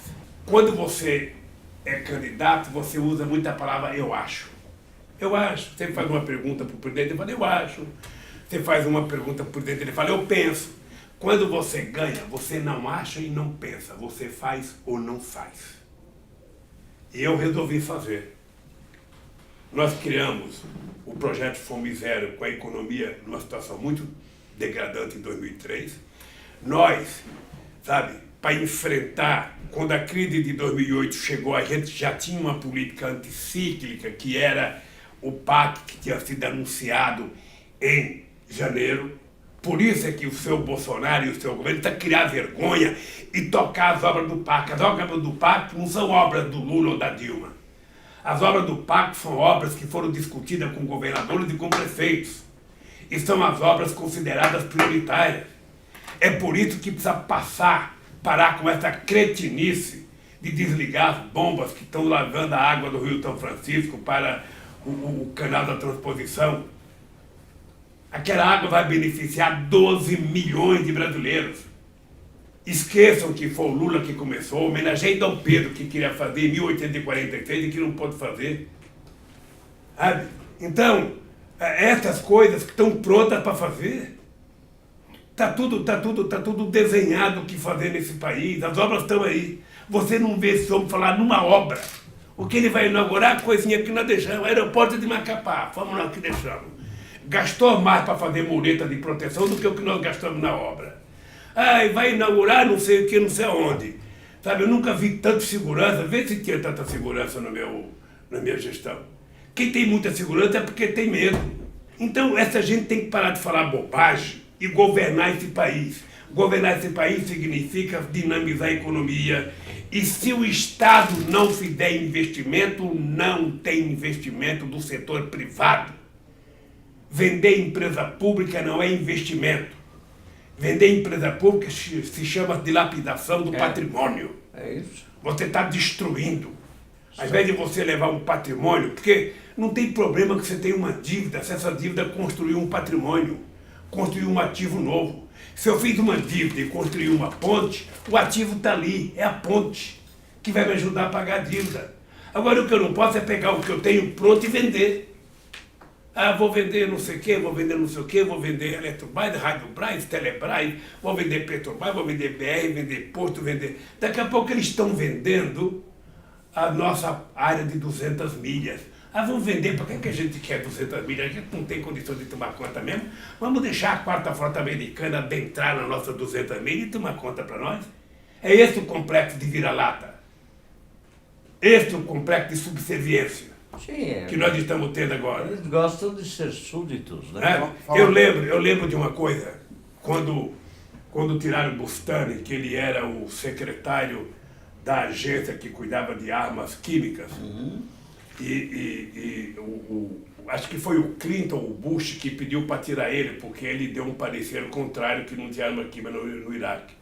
E eu lembro que quando tiraram ele, indicaram um japonês, eu estava discutindo com o embaixador, que eu não vou falar o nome agora, sabe? Esses embaixadores tipo lambibota, sabe? Aí o embaixador estava tentando me explicar, mas presidente, não, mas o Brasil não tinha que ter aquela agência, porque o Brasil não põe dinheiro, quem põe dinheiro lá é os Estados Unidos, então eles tinham o direito de indicar. Oh, companheiro, não é assim. O mundo não é regido apenas pela questão de dinheiro. É pela questão política, pela questão de respeito. Eu estou vendo que do jeito que a coisa está caminhando, os americanos vão conquistar uma coisa que ninguém dá valor, que é o Brasil ser o primeiro a falar na sessão da ONU. Eu estou vendo a hora do Bolsonaro chegar e falar, ô Trump, vai você, vai. Fala por você e fala por nós. Já que você vai falar, fala pelo Brasil também. Eu estou vendo a hora, porque falar em primeiro lugar é uma questão de honra, você dá o tom. Eu lembro que quando eu fui fazer um discurso contra a política americana, o Bush estava me ouvindo. Então é um momento importante para o Brasil. Eu estou vendo a hora que ele vai lá, o filho dele vai negociar isso. Ó. Esse negócio de ser primeiro, para nós não interessa não. Veja por que eles não te querem. É o Trumpzinho que vai falar, veja o que eles querem falar.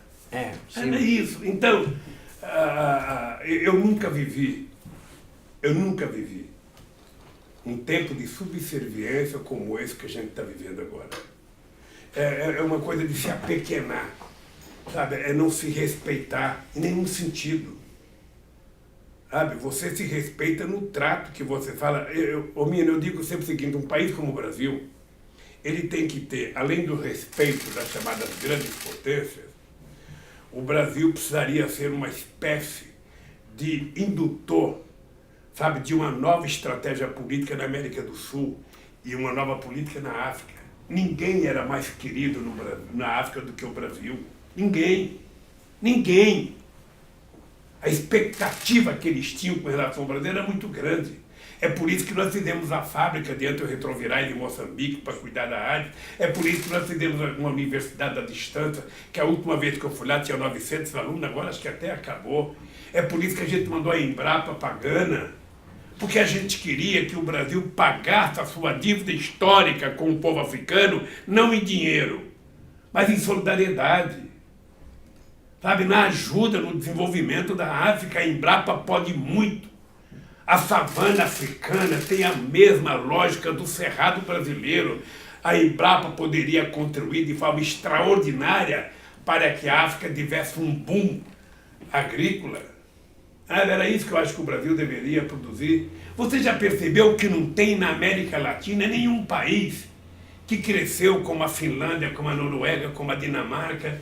Você percebeu? Não poderia ter um país desenvolvido aqui na América Latina? Não tem nenhum. Porque os americanos não querem.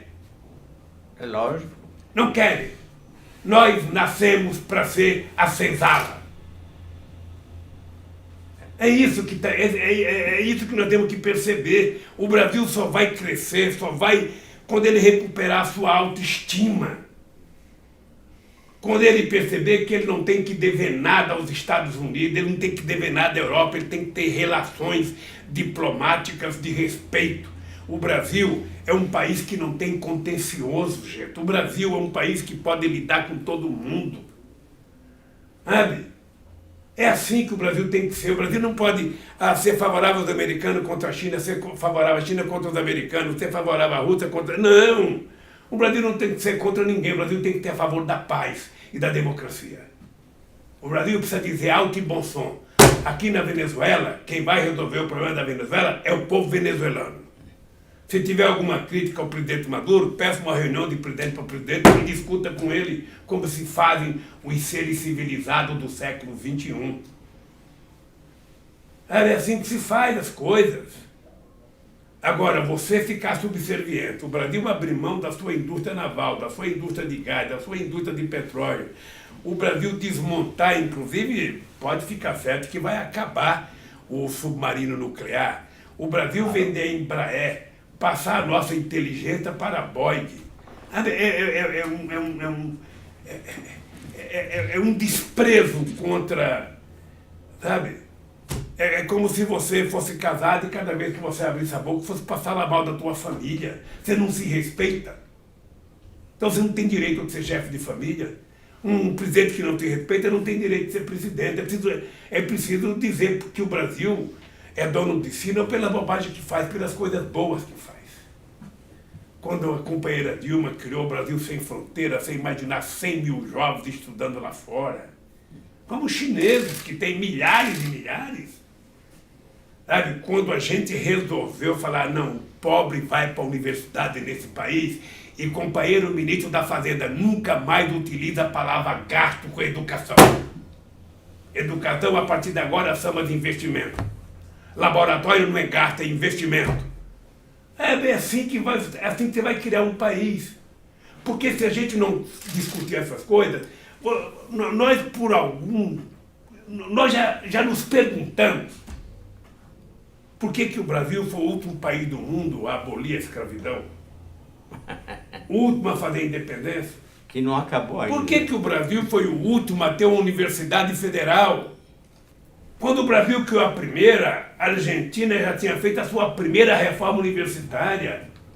O Peru criou a primeira em 1554. O Peru, incrível. A Bolívia criou primeiro que nós. Sabe, você já te perguntou por quê? Então, quando a gente pergunta por que o Brasil é atrasado, de vez em quando você vê uma analista falar, não, porque o Brasil está pior do que o Chile, porque o Brasil está pior do que a Argentina, porque o Brasil... Ora, o Haiti fez a independência primeiro que nós.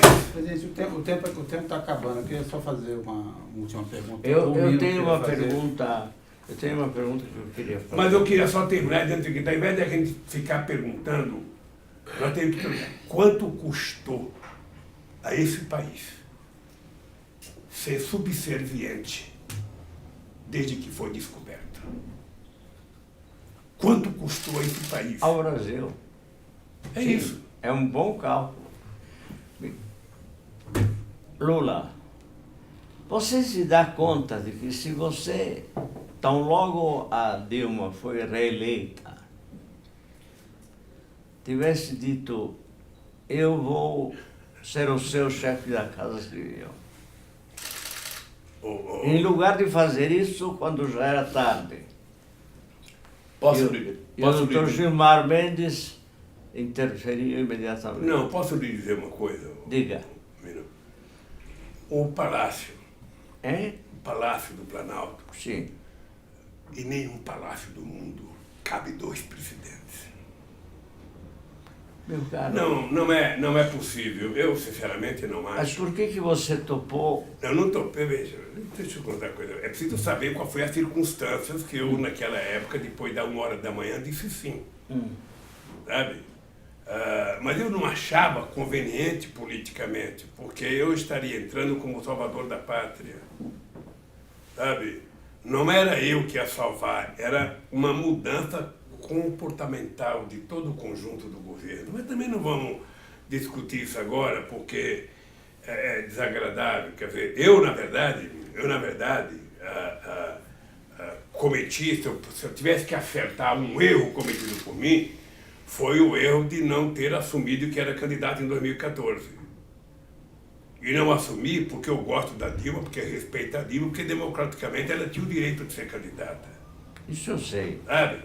Mas depois você querer governar no lugar da presidenta não dá. Na minha cabeça não dá, viu? Na minha cabeça não dá. Então, sabe, o que eu acho é que nós